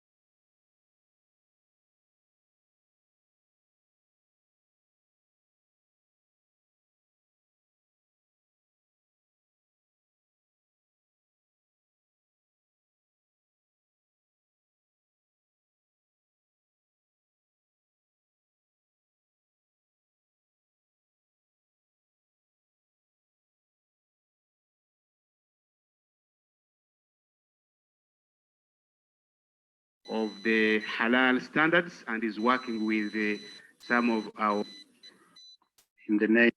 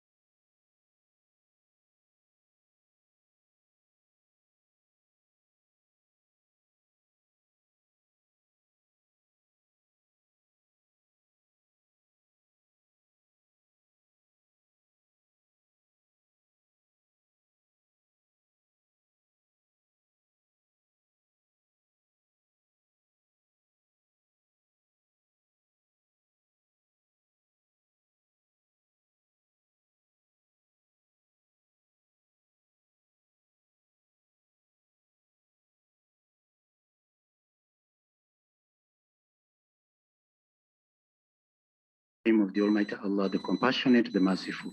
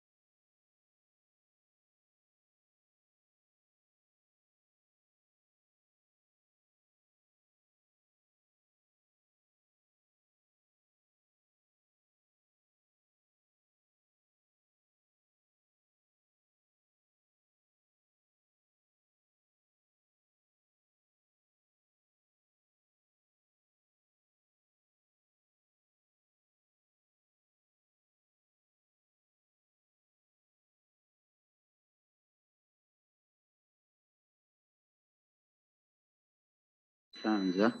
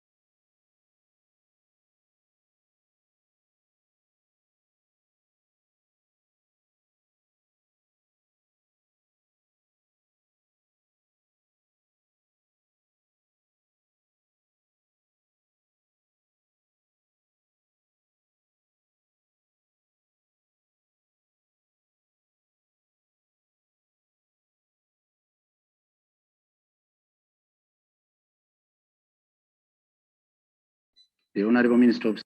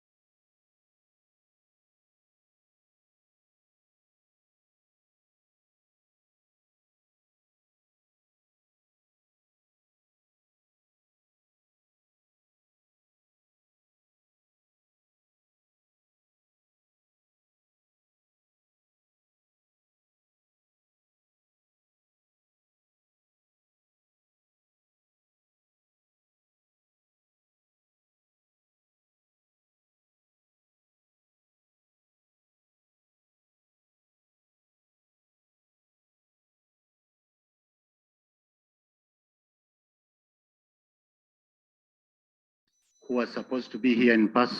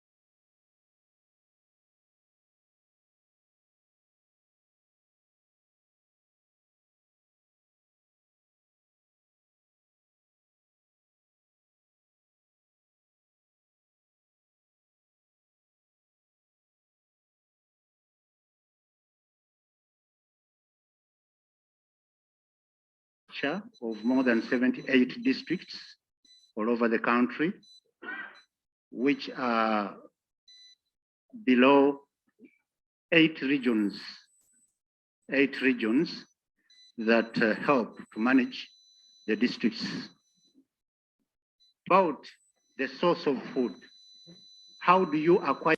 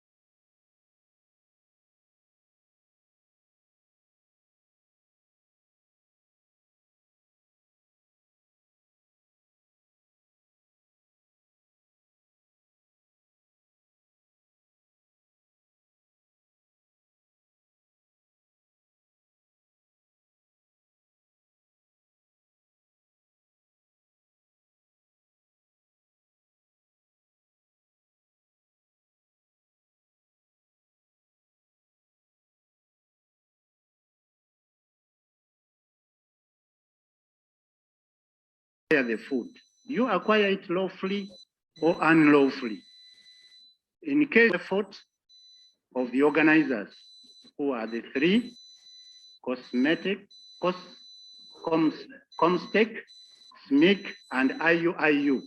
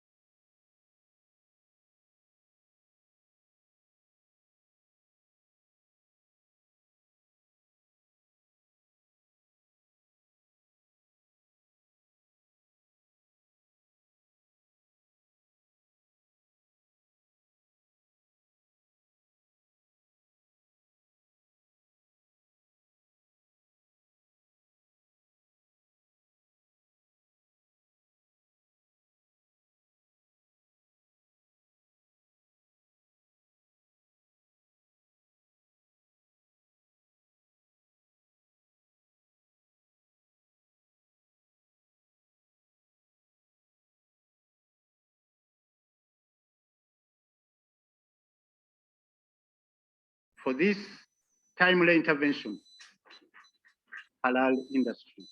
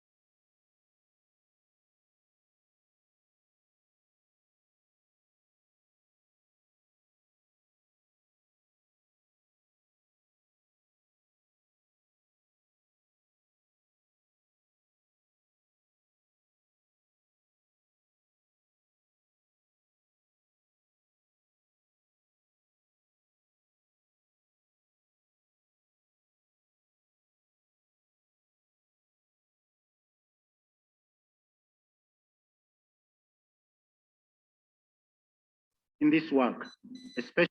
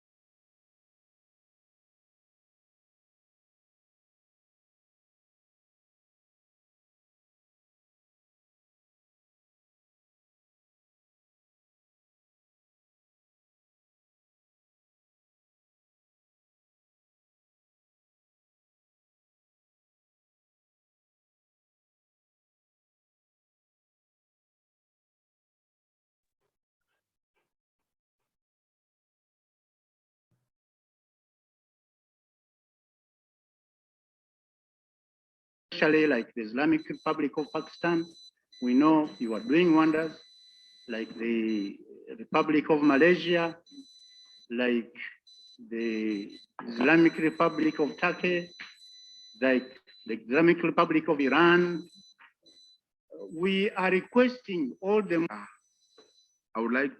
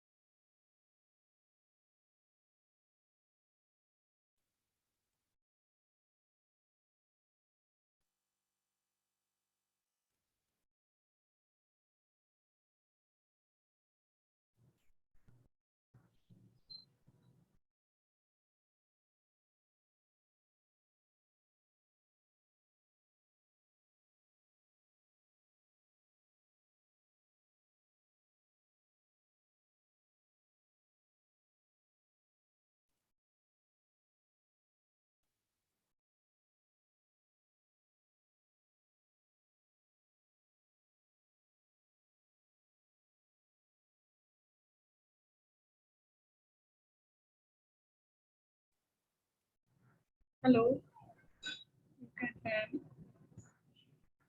Finally, we solved the issue of the online participant not here long time. You can hear me.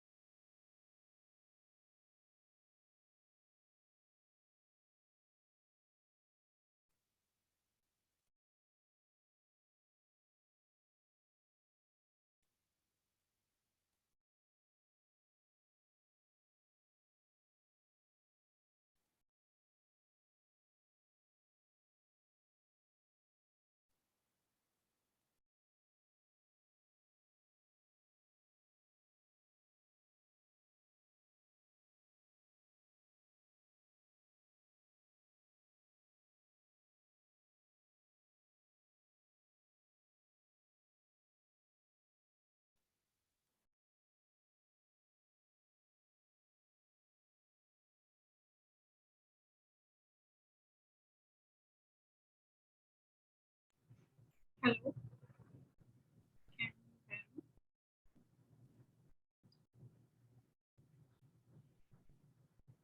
you solve the audio issue, please? It is a long time we cannot hear. It is very difficult to understand anything.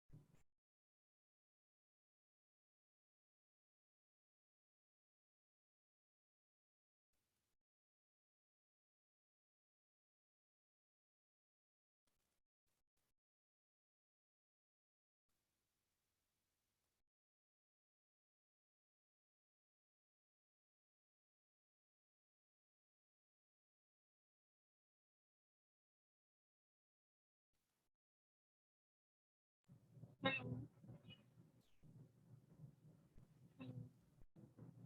Hello. Can you hear me?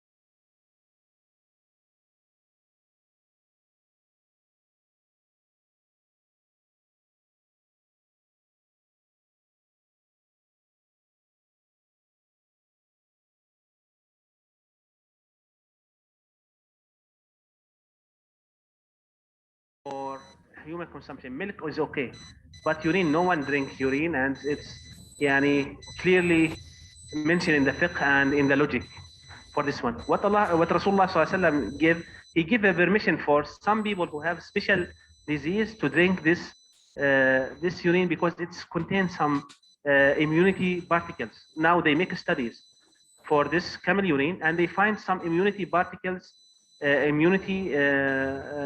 what you call it, proteins inside it, and this is the cause of that. It's healed this disease. So it's just permission under medicine, but it's never will become permission under food or other things. And if normal Muslim being without disease, he cannot consume it. Okay, for porcine things, I told you yesterday, a lot of medicine come from porcine, from pig. It's allowed to use them if there is no alternative. And now we have some alternative. Okay, and the job of the Muslim scientist, the job of the Muslim pharmacist is to produce this new halal alternative things.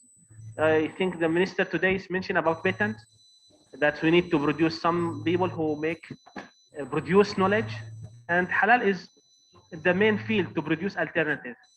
We have a lot of chemicals, no alternative for it now. It's your job is to make alternative. Okay? Yes.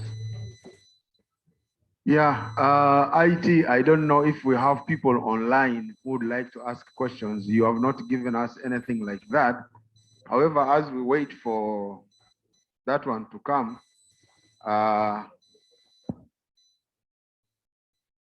as we wait for those questions to come, if they're there, I want to announce some halal product here since we're talking about halal. We have one of our brothers or some of our brothers, they have come out together and they have formed Ustawi Microfinance Limited, which is the first licensed Islamic banking microfinance in Uganda. It was launched in March this year. It is a financial institution offering Sharia compliant, interest-free microcredit products to low-income Muslim women, micro entrepreneurs, and in self-help groups. With us, we have one of the members, Brother Matovu Ismail. Their offices, you can look them up and find them at Kansanga. So if you want a product from them, you go to, I was not given a contact or telephone number to call, but you can go and start looking for around Kansanga from door to door. But now that the brother is here, brother, can you stand up? Brother Ismail. That one, that is the money man, halal money. So you follow him and get your halal money from him, inshallah ta'ala. He has halal money, very halal. Yes, please.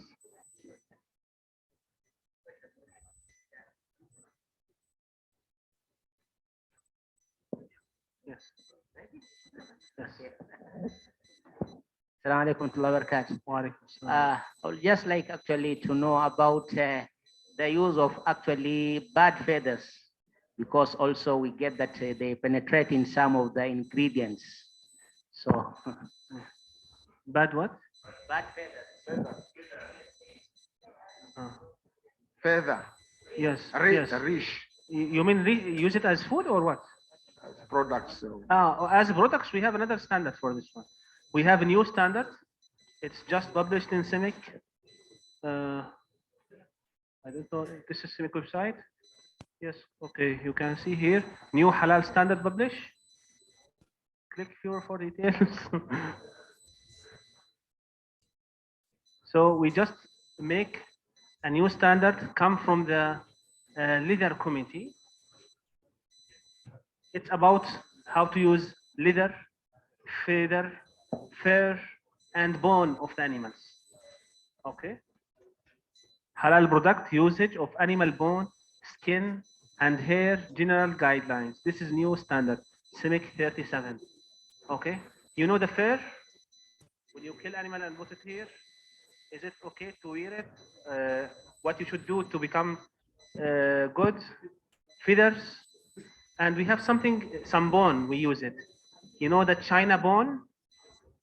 China bone? Someone hear about this word? I will give you a picture.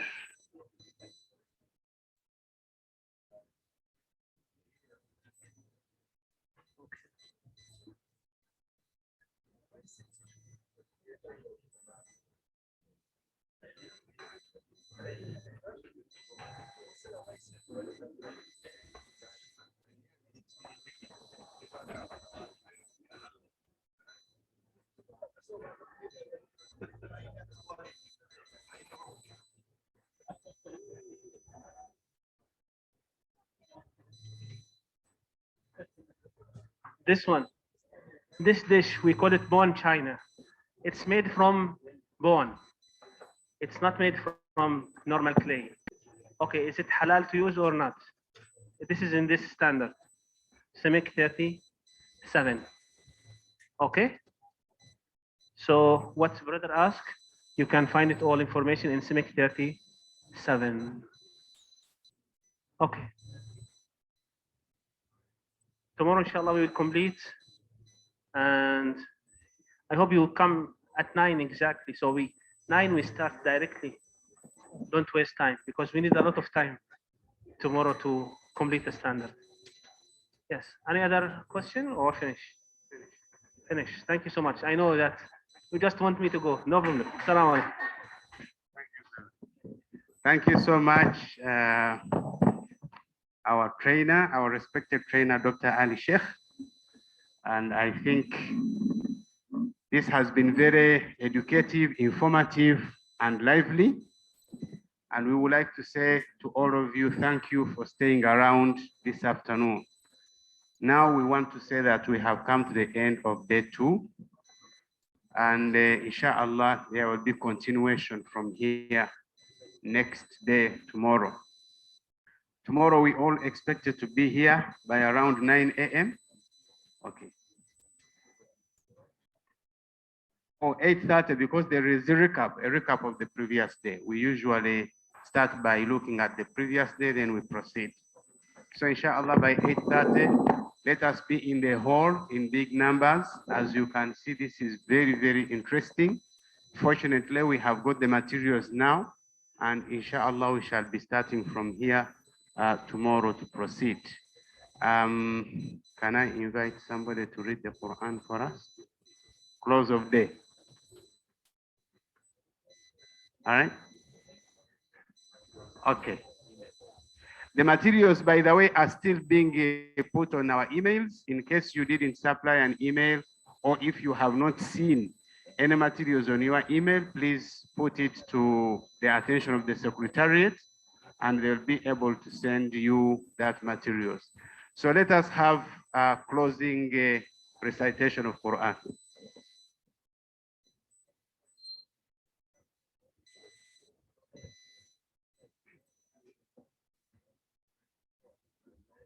أعوذ بالله من الشيطان الرجيم. بسم الله الرحمن الرحيم. لله ملك السماوات والأرض يخلق ما يشاء يهب لمن يشاء إناثا ويهب لمن يشاء الذكور أو يزوجهم ذكرانا وإناثا ويجعل من يشاء عقيما إنه عليم قدير وما كان لبشر أن يكلمه الله إلا وحيا أو من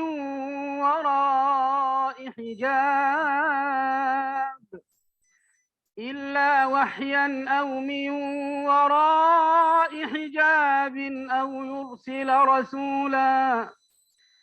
يرسل رسولا فيوحي بإذنه ما يشاء إنه علي حكيم وكذلك أوحينا إليك روحا من أمرنا ما كنت تدري ما الكتاب ولا الإيمان ولكن جعلناه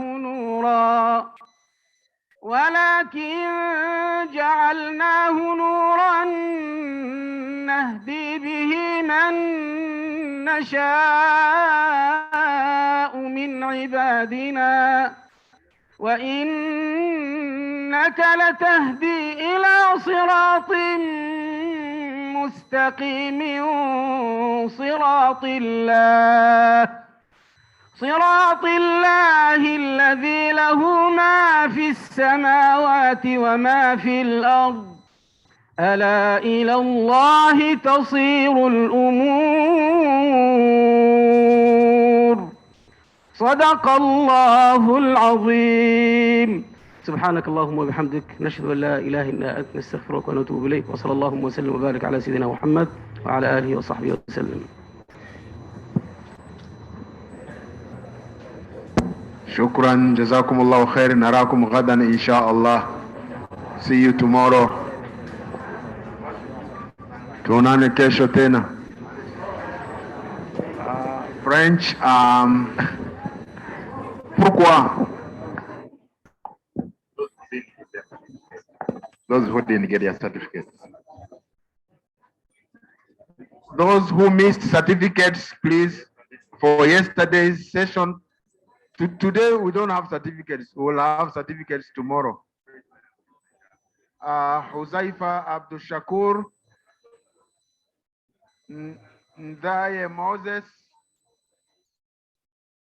Nachiganda MG, Abdullah Kaluma, Dr. Hatim Mohammed Ahmed El Amin, Namutebi Victoria Wamala, Aloysius Kasoma,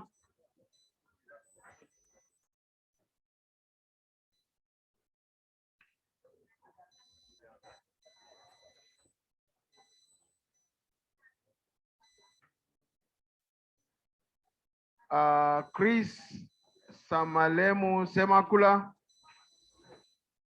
Safi Baluku, Teddy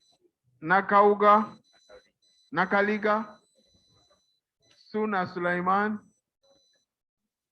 Adam Ali, Jane Nafula, Ali Wazir, and Maliamungu Habib.